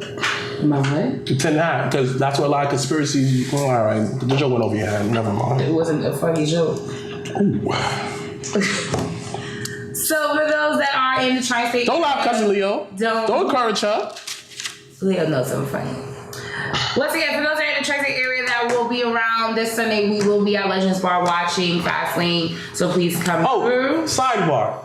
Isn't me about the hot wings are not good no more. It tastes disgusting. I don't actually like the bar. I like the wings. The wings are great. Like next segment. All right. I typically just drink, and it's just me, so can't speak for wings. But once again, we have great wing specials. We have great drink specials. If you want to celebrate a birthday, we do have some birthdays. We had Haven, Lawrence's this past weekend. Josh's birthday's coming up. Sean's birthday's coming up. There's a lot of March babies. So come and celebrate your birthday at Legends with us this weekend. So we're going to go right into our next segment, which is our rivalry, which is our dream match of the week. So I will start with Mr. Blacc. We didn't name the job of the week. Oh, okay. So rewind. So who is the speech job of the week for you? Mojo Rawley. What? How was he a jobber? Because again, like he hasn't been on television for mad long. Like the whole Andre Battle Memorial did nothing for his career, and he hasn't been on TV in weeks. He turned heel, nothing happened. I'm still waiting for the pop up to make significant, do something significant. So he's the job of the week. Mr. Wilkins. One of the Singh brothers? Which one? The one that. I don't care if they're both of them. And please don't say that they both look alike. Please don't say But that. they do. Because they're brothers. Just like y'all look alike. You don't look alike. And then the same Y'all DNA do look pool. alike. All right, next one. You? Me, this week, Corbin. Baron Corbin this week. It's good. They always just throwing him in some shit when they could do so much better with him. Alright, so as I was saying, we're gonna go our dream match of the week. I'll actually start with Sir Wilkins. What is your dream match this week? Rusev versus Sergeant Slaughter. Wait, is it the Sergeant Slaughter that was against America or for America? For America. All right. So what's the story behind it? Because he's promoting Rusev Day, and he wants to get rid of the Independence Day. That's a good story. And it's for the U.S. title. So like how that is one of them come with like a Russian tank, other one come with like an American tank for the entrance at WrestleMania? No. You didn't think that far? No, he's gonna have the He's Bulgarian, right? But think about it. Bulgarian. But so he's gonna have the Bulgarian flag, and he's gonna have the national anthem, like a whole Can Iron Sheik run in and interfere or no? No, they're not doing that. That's still no sauce. So then, So like you should have Sergeant Slaughter above the stadium, come down like a ladder, like What? it's like Guile comes out in Street Fighter. Too much sauce. way too much sauce. That is out the park. So you would have it'll be an open stadium, and you have a bunch of jets, air fighters coming across, That shit is loud. and then coming across, and then Sergeant Slaughter comes out. And then Rusev has like a fucking whole army behind him of people Oh, dressed. like when he did for Mania? Yeah, of a The whole Mania army. he shouldn't have lost. Yeah. So that's my thing. All right, Mr. Blacc, your thoughts. Who is your rival match of the week? I got a good one. It's basically gonna be the Hardy Boys, but they are like woke him. So you're talking about Woke Matt Hardy and Absolutely. Brother Nero. There you go. Brother Nero. But this time, right? They're gonna be facing in a spaceship through time. And as they facing each other, their clothes start to adapt to the time frames. So they find Bray Wyatt. So you might get Bray Wyatt from the prehistoric times, and the next thing you got Bray Wyatt in a black and white. And okay, Janelle, what's your dream match of the week? No. I said that weeks. Listen to your dream matches. Yeah, but mine is not a sci-fi movie. Mine's not a fucking sci-fi movie. Wrestling don't make sense majority of the time. Wrestling does make sense. But it's not a sci-fi movie. Absolutely makes sense. Once again, you did a sci-fi movie. So what's your dream match of the week? We're moving on. No, we're moving on. No. Like I said before, they traveling through time, fighting each other. We're moving on. What's your dream match? I really want to. No, we're not. No, that's not fair. That's not fair. No, we're not doing this fuckery. Yo, what's your dream match? That shit is the What's your dream match? What's your dream match? Oh my god! So this week mine is War Games with Dusty Rhodes, Cody Rhodes, and Dustin Runnels versus the Usos and Rikishi versus Randy Orton, Cowboy, Bob Orton, and Bob Orton Sr. Quality. That's a good match. Thank you. Moving to the next segment. All right. I had to sit down and listen to your foolishness, talk about how it's a cage match and a ladder in the middle and above it, all the extraness. See, but at least that was more wrestling terms. Like you took them in a spaceship, going through time. What? It's one or the other. So you saying that how that stuff that Bray Wyatt does doesn't make sense all the time? Mysteriously he pops in the ring, then mysteriously how that he's talking to everyone knows he's fucking under the ring. Anyways, all I'm saying is this. This doesn't make no sense. So what are you getting a little crazy with it? They flying through time and they close ship and it go through the time frame. This isn't fucking Dragon Ball Z. First of all, Dragon Ball Z's not on air no more. Dragon Ball Z's Super. It's not Dragon Ball Z Super. So it comes on all the time, doesn't it? No. It's Super now. We're moving on. And don't we have a fourth segment to talk about? Yes. So we have a new game this week that we're going to do this, guys. So those that are watching, we actually want you to participate in this game as well. So it is, what would you do? So we're going to give you a bunch of questions and you can answer them. If you once again are watching on the live feed, you can put your answers through. Are you gonna read? Who's gonna read the answers of some of them? It's gonna be Leo. All right, so cousin Leo is gonna be on the sideline. Just raise your hand to me to tell me the name of the person and then what they said. So the first question would be, what would you do? How would you fix SmackDown? So we'll give the viewers a few minutes and then give you guys a minute or two to discuss. How would you fix SmackDown? You wanna go first? How would I fix SmackDown? I'll tell you how to fix SmackDown. Put it on Fox. SmackDown fixed. Yeah. It's freaking lazy booking, man. Lazy booking. How would you fix it? I'll make it kind of a different show. Basically how when Paul Heyman had WWE ECW, change how the camera is set. Make it like when you watch SmackDown, you feel like you're watching a different program. I would change where the announce table is to somewhere different. I would change the set like how it was back in the day, that you felt you're watching a different show. Not just Raw, but with different colors. I would definitely incorporate more of an MMA, more interview style, and during the match, had the camera probably rotate around the ring.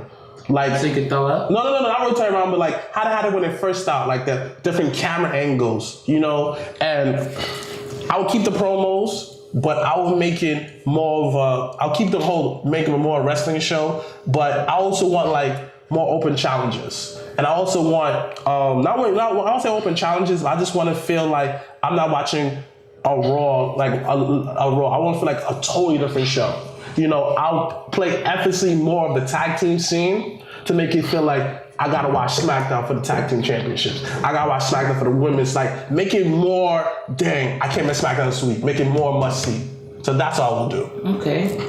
Leo, do we have any viewers that are watching that? Yes, I got a few. Okay. Matt Awesome 17 said Fox, yes. Julian Bell 33 said, "Get me GM." Julian, who should be the GM of SmackDown? Black Wrestling Alliance said, "Go back to house." It was basically, I don't know what that means. In the beginning. Oh.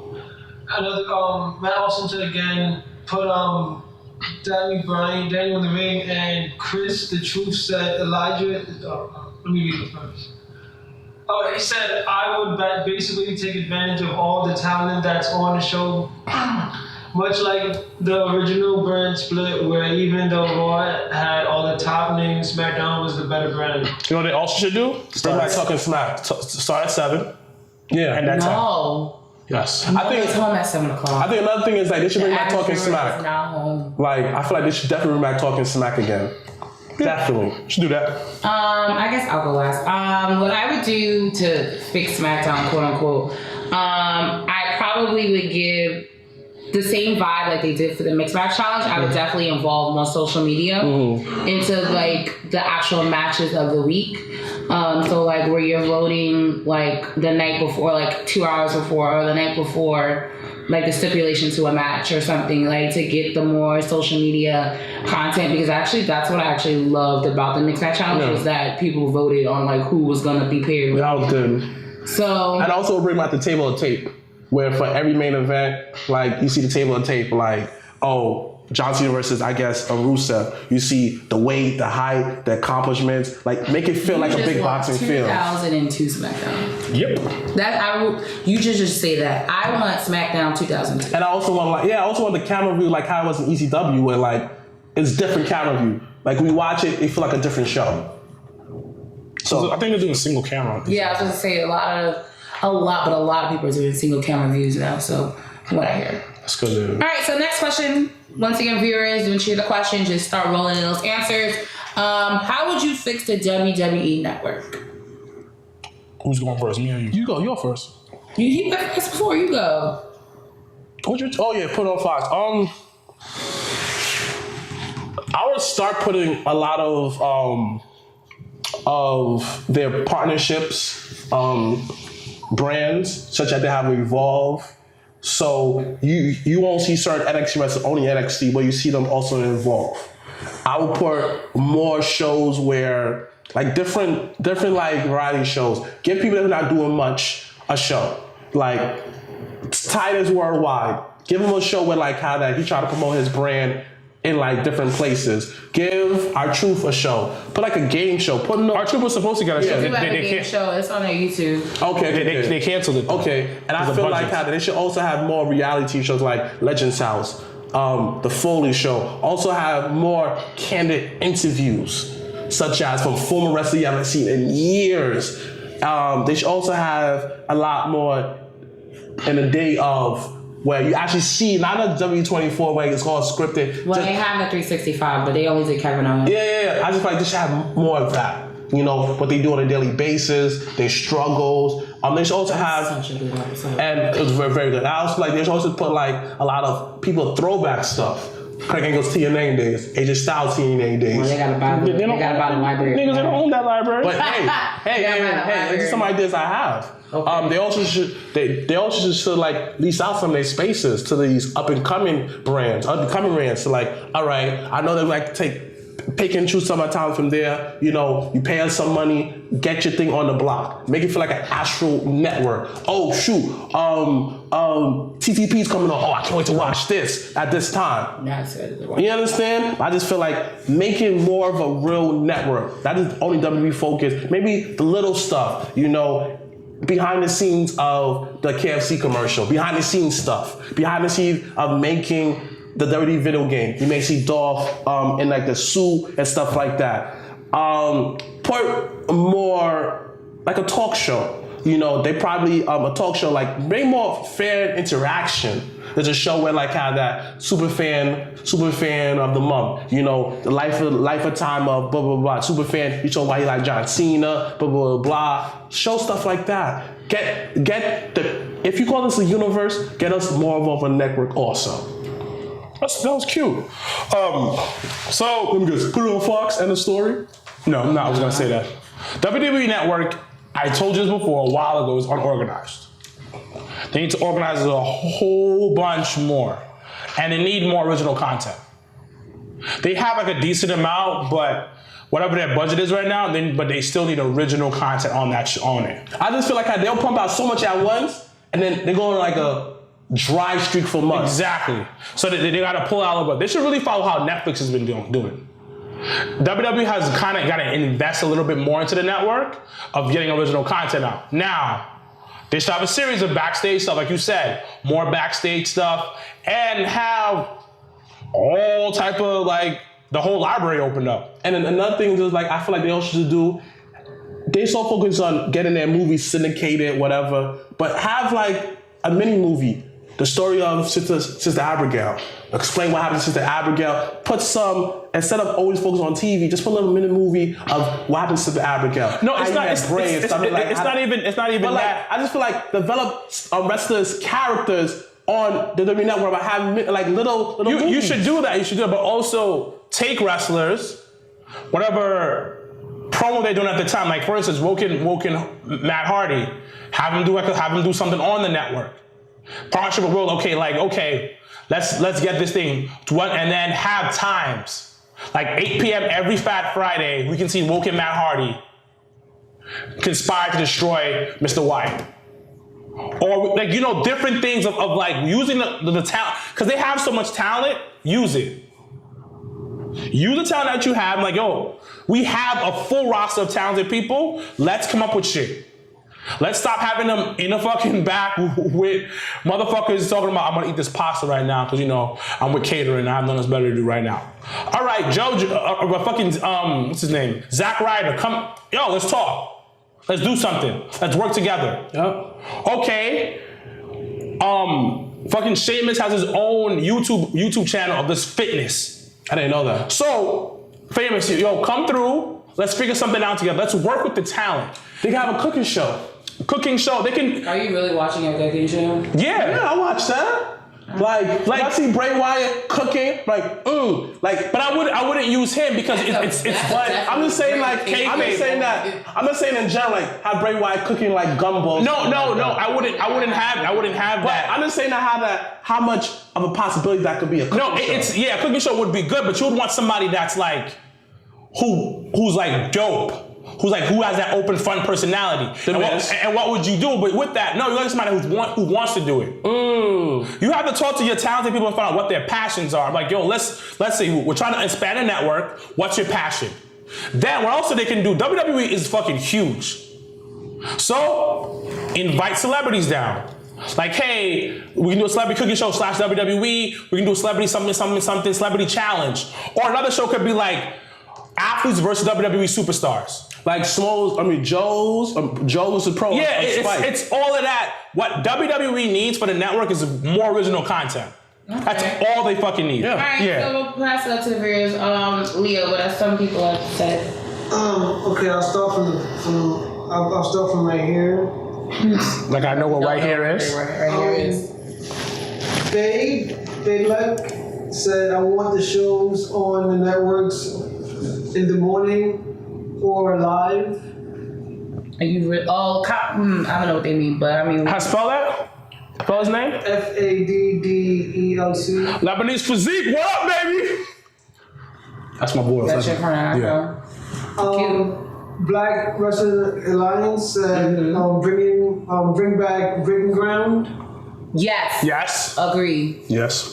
That was a great show. Matt also said, make the library bigger. Yes, Breaking Ground, more NXT pay-per-view, and make Taboo Tuesday weekly. Yes. And bring back Talking Smack and bring it to the table. Nice. Julian Bell said bring the indie shows and a show called the WWE Cribs, take you to inside.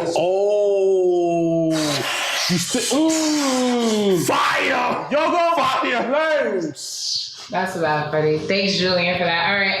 What I would change to the network, I would put WWE Saturday Night on. I would put Sunday Night Heat on. I would definitely put Thunder on. I would bring back JBL's show. I noticed that. Like, there's no Thunder on there at all. No, shit blows mine because I'll sit and watch Nitro, and I'm at the year where fucking Thunder started, and I'm like, yo, I can't watch that shit. And they debut it, and you be like, oh, what debut? I can't watch it. I would bring back JBL's show because that shit was better than Austin's thing. No bullshit. It was because I felt like it was more intimate and more raw and uncut. And I would just I would pay an extra $10 a month for them to show Raw and SmackDown on the fucking network. I don't care. Oh, no, because it's on Hulu. No, but it's only an hour and a half. I kind of like that because sometimes Raw be crappy. Nah, like I would like the fact that if I paid an extra $10 and it was like, let's say I got home OD late from being out and it's midnight Monday, so now it's Tuesday night, and if I could watch Raw at midnight, that shit would be hot. No. Sometimes for Raw my be dragging. For streaming, yeah. We need that for streaming. Okay. Leah, someone was going to say something. The man called Fab83. Who are you? Said Saturday night main events and Raw AM. Okay, those used to be it. I know he's talking about those used to be shows. Yeah, on USA. Yeah, I remember, yeah. But all right, next question, guys. How would you book Dolph Ziggler? So take a few minutes if you're watching on the live. How would you book Dolph Ziggler? Let's go from now into the end of the year. How would you book Dolph Ziggler? Oh, I'm going first? I'll go first. I'll go out of the way. I would have Dolph win Money in the Bank again. And then I would let him cash in next year's Mania. Okay. I would have Dolph have his own stable. He was supposed to. No, we'll have Dolph have his own stable. You already did. It's pretty SWAT. No. It was me. Jack Swagger and that's supposed to I guess it was supposed to be like the amateur wrestlers. Supposed to be him, Jack Swagger, and my son Shelton Benjamin. Yeah, in the stable. Yeah, I'm glad that didn't happen. I would have Dolph. He would, first of all, he would be feuding with AJ Styles. Now he'll never have a match with AJ Styles until SummerSlam. Up until then, he's doing some psychological stuff with AJ Styles, messing with his head, fucking with him, Ready orange shit. Yeah, but not on some creepy shit, but on some just pop up and yo, try to make AJ lose all confidence in the company. Type of shit. I want Dolph Ziggler to be the fed up employee that's trying to bring everybody into his misery. And he's doing that with AJ Styles, the face of the brand. Now we continue fucking with AJ Styles, yo, come on, you're number one here, but you work every day. Look at Brock. Or messing with him, making him feel like he's not worth, like he's not being used the right way. But all he's trying to do is just mess up his head. So when SummerSlam comes, takes the title off of him. So that's the way I would book him. Okay. Mr Blacc? To me, I would make Dolph finish matches. No more taking bumps for nobody. None of that. Go straight in, beast mode, and just kick the crap out of people's face. Be just mean to the point and don't put no one over. No selling, try some bump, instead of kicking at me nah, I'm gonna kick you harder. Boom!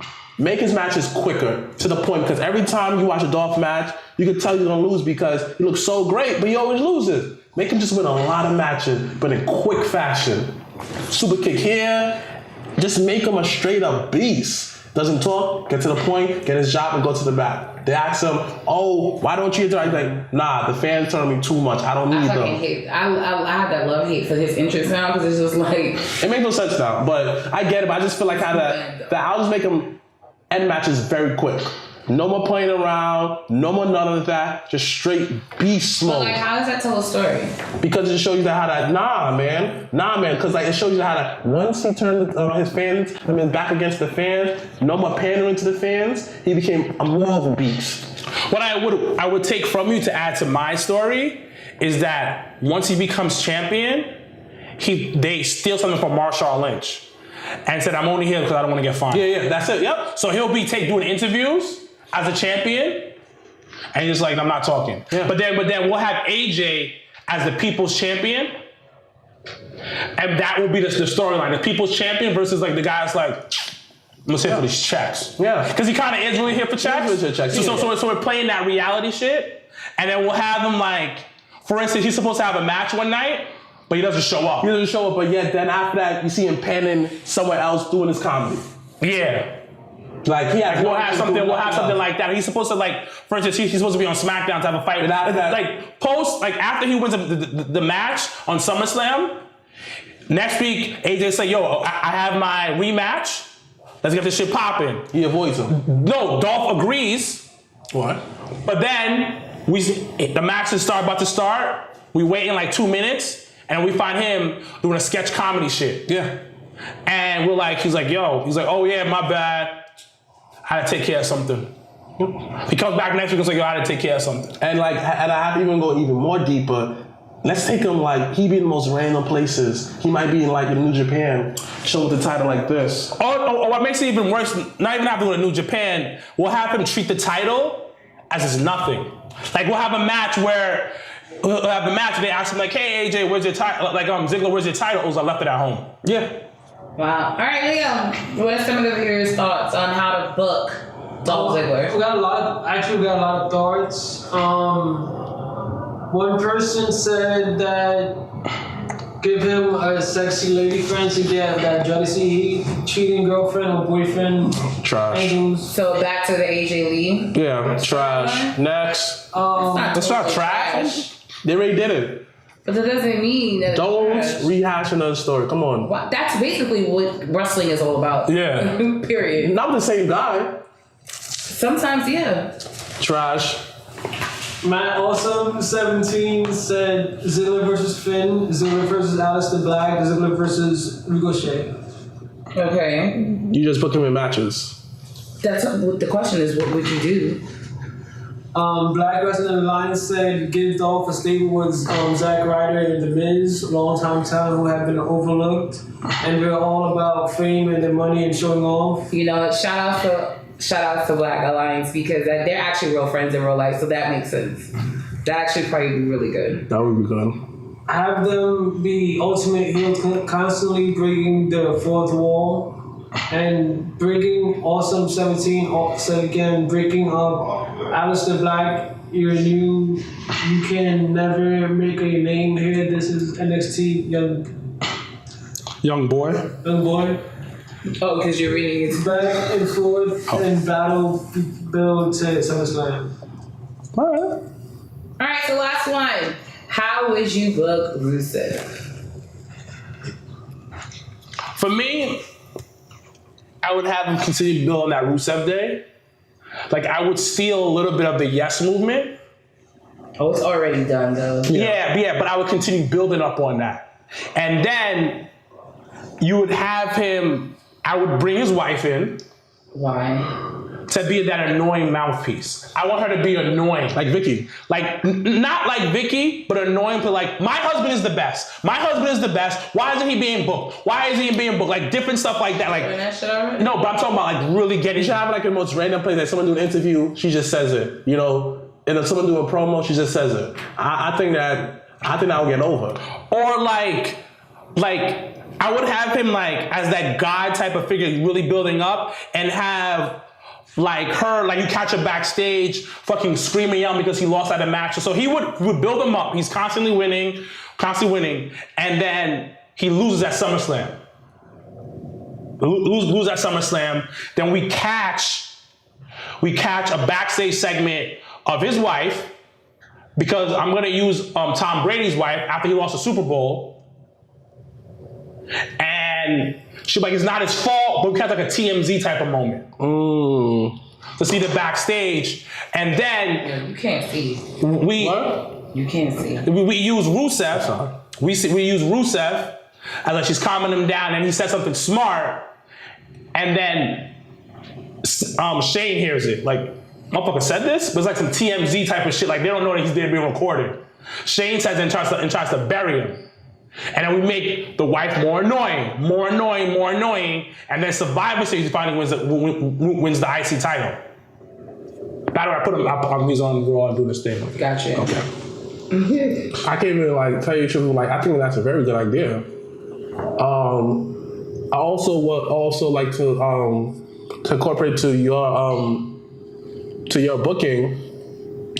To incorporate to your booking is also I haven't said Dewey's name. Aiden English. Mm-hmm. Just have Aiden English pop up in random places also singing. But I would have Aiden English fuck up his title. Oh. And then there's like an internal beef between Aiden English and the wife. And it's You'll go Flames. come on, B. Come on, man. That's it. Storyteller, B. That's it. All right. The Jabba Tears Network coming soon. Yeah, that'd be fucking dope. What I've been doing recently, Russo is already on the fast track. I honestly would just fast forward. I mean, I definitely would have him have his own Survivor Series team, so he would be team captain. I would probably have him still lose that, but I would fast forward. I would do the Royal Rumble next year in Arizona. Yeah, because it's only for him not to win. I would have him so then that he's able to choose which brand champion he would face. Like I would have Rusev win the Royal Rumble hands down because that Rusev Day shit is over beyond over. And I think going into the Royal Rumble and he could even go on as like number 2. Like fuck it, like let him go an hour in some change and let him win. So that's what I would do. Leo, what are some of the viewers' suggestions, thoughts, concerns with Rusev Day? Chris is the truth _ CWO said Rusev should be the champion already. Rusev Day is the best thing going to the WWE. Philek said I like Rusev with Aiden English right now more than Lana. Correct. I them in the tag team title picture or the US title picture. Correct. And Julian Bell, 33, said have Rusev win Money in the Bank, cash in on chin. Okay. Cool, solid. That's really good. All right. So once again, And Matt Austin 17 said, made Rusev a free agent. He goes through each show, dominant, even NXT at 205, have him in a gauntlet match. Everyone he's dominated. He wins. Book him against top guy on SmackDown. So my only issue with like Gauntlet is like the guy you want to come out strong never comes out strong. Nope. Ever. Alright, so we're at our final segment, which is You Just Made the List. So once again, each week we will put something, someone, anything on the list this week. So I'm actually going to start with Mr. Blacc. Who's going on the list this week? I don't know with my homegirl. So yesterday, I finally had some time, spare time in my schedule, and I saw the Black Panther. Oh, finally, Jesus! So I saw the Black Panther forever. Waiting. You know me. I saw Black Panther. Me and my homegirl. Who was it? A date? No. Oh, just asking. My best friend Naya and a girlfriend. So we all went whatever. We saw it. Great movie. It was great to see all my dark skinned brothers in one place. All my beautiful ebony queens.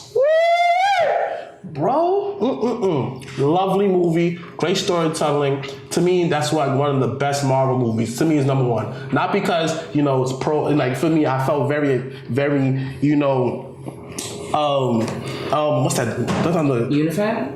No, empowered. But the fact that it was great storytelling, great pacing. I thought the movie was only an hour 30 minutes because it was actually longer. Yeah, that means that almost 2.5 hours. that means that great pace.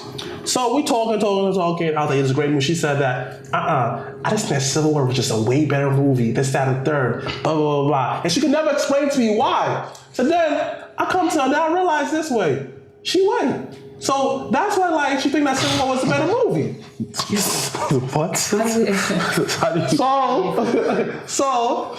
She gonna throw Becky on the list? All right. I'm not gonna use the whole government, but just name her how that she's white and Spanish, but she's more white than anything. So if you want to call her Becky with the Spanish hair, go ahead. Becky with the Spanish hair goes on the list and saying Black Panther was not better than Civil War. All right, that's dope. Okay. So much propaganda in that. I'm gonna put myself on the list this week. Well, honesty is key. So about a week ago, my girlfriend sent me this video of this guy deadlifting. He was pulling like 455. She's like, can you do this? I said, bitch, excuse me. In my head, of course, I didn't text her, bitch. Definitely. So I was like, excuse me? Can I do this? So I put myself on to do some hater shit. I caught myself doing some real motherfucking hater shit. She started it though. So she's like, can you do this? I was like, You got triggered. So I really got triggered. So I went through the nigga's page. So I clicked on his name. I said, who this motherfucker? So I spent 15 minutes going through his page, throwing some shade and hate through him. Like, this nigga can't do shit. This nigga fat. I don't like this nigga. This nigga trash. This nigga trash. And I get to one video of him playing compa music. So if anybody's familiar, compa music, the official music of Haiti. So I was like, this motherfucker Haitian too? Damn, son, damn. I was like, oh, Wilkins, you being a hater. You being a hater. If he wasn't Haitian, you would still consider. No, because it stopped me. I think another like, if I got to his like the beginning of his profile through his Instagram, and I stopped hating. I was like, I really felt myself hating, and I was sweating. I was like, one drop of sweat come out my face because I was angry and hating. Like, this nigga whack, B. This nigga whack, and I'm scrolling. My thumb getting tight as I'm scrolling through the shit. I think I almost broke the glass on my phone. That's how hard I was scrolling because I was hating, and I was triggered. And I was like, I'm hating right now. So then I followed him and I messaged him. I said, keep up your grind, bro. I respect it. So you cleaned it up. I cleaned it up real nice. I messaged him and said, yo, B, I love your grind, B. I ain't got a front. But then I realized that's what all women do. What? Hate and then like the girl the next week. No. Yeah. No. I gotta speak for myself, so no. You know how many times I'm hearing girls like, I don't fuck with that bitch. That bitch whack. That bitch. I don't fuck with her. Do one of these? Lita. Who? Every time we mention Lita, That hate comes out. Like if I met her comes out. and I walked past her. No, you didn't. Yes, I did. He's like, hi, Lita. No, I didn't. He was like this. I keep the same fucking energy Don't do at that. all times. Don't do that. Like Lita was at, which I will announce the big event for this weekend, but she was at the big event last year, and I walked past that bitch like it was nothing. Because I was long. No. Why? That's the only reason why that how that. No, listen though. No, there's a difference between a female being like, I don't fuck with that bitch, and then knowing that if the bitch is in your like inner circle or like in your like a close immediate circle, like you gotta be cordial. Like there's a difference. No. But It'd be next week. They'd be like, you see them on Instagram taking selfies together. My bitch, my rider. Yes, bitch. they have dysfunctional relationships. That's what that is. And tell me, yo, I hate her, son. But you just took a picture. Okay.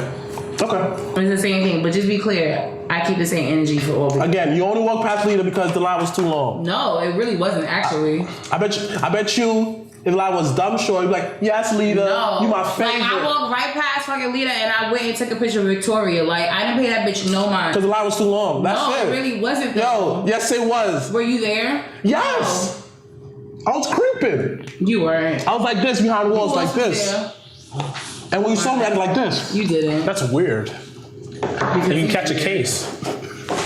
You're gonna be on the OMG moment next week.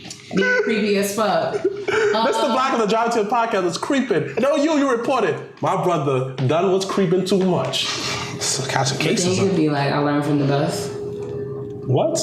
No, we fucking creeping. Don't disrespect me like that. I ain't gonna front. If the guy wasn't Haitian, I was actually like, yo, what's his what's his Instagram? You know, I'm about to say something to him too, but he Haitian, so he could rock, he could cook. Wow. All right. You gotta say united, you know, Wakanda forever. Yeah. Oh, now you know what that means. For like 3 weeks, you didn't know what that meant. Like, we've been talking about it for a minute and you've been like lost. Wakanda. He didn't see it. You don't get on cousin Leo about it. Don't You didn't see it, ask Leo? First of all, he got 2 babies. He ain't got no business in a fucking movie theater. He better see that shit bootleg. No, you can't do that. You can't do that for the culture. It's either real or not. So he can't go. You can't do it for the culture. So Yeah. Did you guys see the 3D? No. All right, then you're not real. How are we not real when I see the 3D? Because I want to pay extra $5 to go see the fucking shit 3D. So I put some dirty glass on my fucking face. I'm not giving back to the black people. No, we gave back. I saw it 3 times, nigga. In 3D? Once? I saw it 3 times Why you regular. in 3D? See it in 3D. Nah, I'm about Hey, shut Oh, up. no. out. So that same energy, bro, you gotta come next week with that shit. I can never see stuff in 3D because like how that, like, I don't know, I don't know about y'all, but 3D movies make my head hurt. No, depending on the type of 3D movie it is, yeah, that shit ain't always cool. Like when we went to go see, what's the shit Batista was in? And we saw that in 3D. Gallions. That wasn't bad. Yeah, Guardians of the Galaxy 2. That was 3D? Yeah. It came in at 3D. But you know, we saw it in 3D. But like how that, like, and that wasn't bad. I want to get the next step up. But if I saw Black Panther in 3D, I was like, oh, this is No, not 3D. Like, I want to see it in 4D. Where like how that the whole movie they do the Alien Square. Yeah. I want to see it next in 4D. All right. This week going on the list is my bank. Bank of America is going on the list this week because they like free games and they try to fuck with me and my money this week. And this weekend I was in a wedding and I didn't have time for no bullshit. So Bank of America love to send me alerts about my balance, about my 5% cashback shit, all type of shit. They alert me about everything else under the sun, but them sending me a new fucking debit card. So I'm getting in an Uber for getting my hair done, and this shit declines. I'm like, no, a bitch got some money in there, so I don't know why that happened. So I look on my app, and they're like, oh, a new bank card was sent to you, blah, blah, blah. I'm like, I was never notified of that. So I called my mother, and because all my mail goes to my mom's house in Harlem. So I called my mother, and she's like, well, I'm not home. You know, if it's there, I'll call you. If it's not there, I won't call you. I'm like, can you just call me either way? Like, can you communicate? So she calls me. She's like, yeah, there is a bank card for you here. Mind you, they just sent it to me because they was like talking about there might be some like fraud, blah, blah, blah. But my thing is notify me so this is Thursday. Friday, if everyone that lives in New York, it was fucking pouring, raining, wind. It was like hurricane, wild, disrespectful. I wasn't trying to go uptown to get a fucking new debit card that I had no clue about. You can't go to the bank and get like a bank card? And so I went to Bank of America to get a temporary card, and I almost cursed the lady out because I was just like, what y'all need to do, y'all need to investigate why I was not alerted. Y'all sending me a new bank card because I got to go out of my way to go get it. So y'all going on the list this week. I mean, eventually everything went smooth. You know they got sued? They have to pay off some money right now? Well, they need to figure that out and not fuck with my money, period. So Bank of America, you're on the list this week. Okay. All right, so before we start off, for those wrestling fans and once again the tri-state area, I like to call it wrestling weekend because there's so many things going on this weekend that is super exciting, and I forgot to actually put one more. So Friday, for those that are in New York watching on the live feed, BCW I think is having their event at the Elks Lodge. Please go support if you can. Saturday, the big event, for those that don't know, is one of the largest wrestling conventions in the United States. It's here in New York. They do it twice a year. They do it in March. They do it in November. I highly recommend going to this one this weekend because the March one I always feel like is better. But they'll have people like Bret Hart, William Regal, Mick Foley, Scott Hall, Vader, Molly Holly, Medusa, and the new inductee of the class 2018, Ivory. It is at the LaGuardia Airport Hotel in Queens. So go there, be amongst other wrestling fans. It'll be a great event. I went once again last year and I met Bret Hart and I met Sting. Like, I've never marked out for someone, but I kind of low-key marked out for Sting and I didn't think it was gonna happen. So if you are looking to meet your favorite wrestler of all times and they're there, I highly recommend going there. Also, 2 other indie shows are going on Saturday evening. One is at House of Glory, which is gonna be in Queens, and the other one will be in Staten Island, which is Warriors of Wrestling. Shout outs to Marcus Marquis, who's my bro, and he definitely wrestles for Warriors. So that, and then what is his wrestling name? Because I don't want to say his real name. Isaiah Wolf. There you go. Because I'm like, Donnell, YouTube it. Isaiah Wolf 2 for Warriors of Wrestling, which again is in Staten Island. And then once again, those that are in the area, join us this Sunday as we are watching Fastlane. We are on the fast track to WrestleMania. So come support, come watch the pay-per-view, come see the last SmackDown exclusive pay-per-view of the year, because after WrestleMania, they're going to go back to brand. And Backlash, which is here in New Jersey, will be the first dual brand pay-per-view of the year. So watch the last SmackDown exclusive pay-per-view with us at Legends. Do you guys have any last words before we sign off? Before we finish, Janelle from HR has her own show. About to launch March 24th. Remember to tune in, guys, on the IG. It will be called The Big Four. She will have 2 hosts. It's just ladies talking about wrestling. Also, we have a documentary coming soon. Look out for that. And also, hit us up at Legends.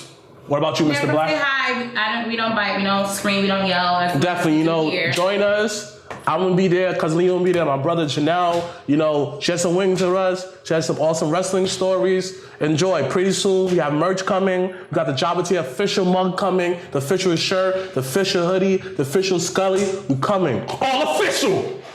Especially, you know, I have a special shirt, you know, for everybody who love it. The Yoga Flame shirt is definitely coming in stores. Look out for that. All right, so once again, those that are on the Instagram page, thank you so much for following us. And those that are not, please follow us at the Jabba Tears Podcast. Tell a friend. Tell a friend and tell a friend and tell another friend. Word of mouth is the way that the advertising world works. Before you sign off, I like to say thank you for everybody who likes our posts, who shares it, do all of that. He's emotional right now. Yeah. I know. Real talk, the journey that we embarked with y'all, I feel like we're a family. And without y'all, we're nothing. Y'all guys are the real MVP. Thank you. Continue to support us. Follow us individually. Continue to keep on watching our stuff. Don't follow us individually. Especially follow her. Hit up, go to inbox. So inbox her. No. Some eggplants. So comment her thing. Eggplants. Just eggplants. All eggplants. Ladies. No bullshit. You know how many random friend requests, and it's not just, no shade to anybody that has requested me. I do end up accepting everyone, but the random ones I've gotten, and it says followed by the Java Tier Park. So I'm like, what the hell? Just follow the podcast. So what I need you to do is send her eggplants. Do not Eggplants. send me Eggplants. that. Do not Eggplants. send me pictures. Eggplants. That's it. Don't send me any of that, because that's Don't listen to her because cool. she likes it. I don't. She loves it. I don't. She loves it. I don't. All right. Anyways, like us on Facebook. Once again, thank you for those that are tuning in our Instagram feed during the snow day, and those that are watching on the YouTube world. Thank you so much for joining us. Next week will be episode 10, lucky number 10. So. The Eli episode. You can't spell it without Eli. Okay. Well, once again, I'm Janelle from HR here with Mr. Wilkins and Mr. Blacc. # Black Excellence, # we out. We out.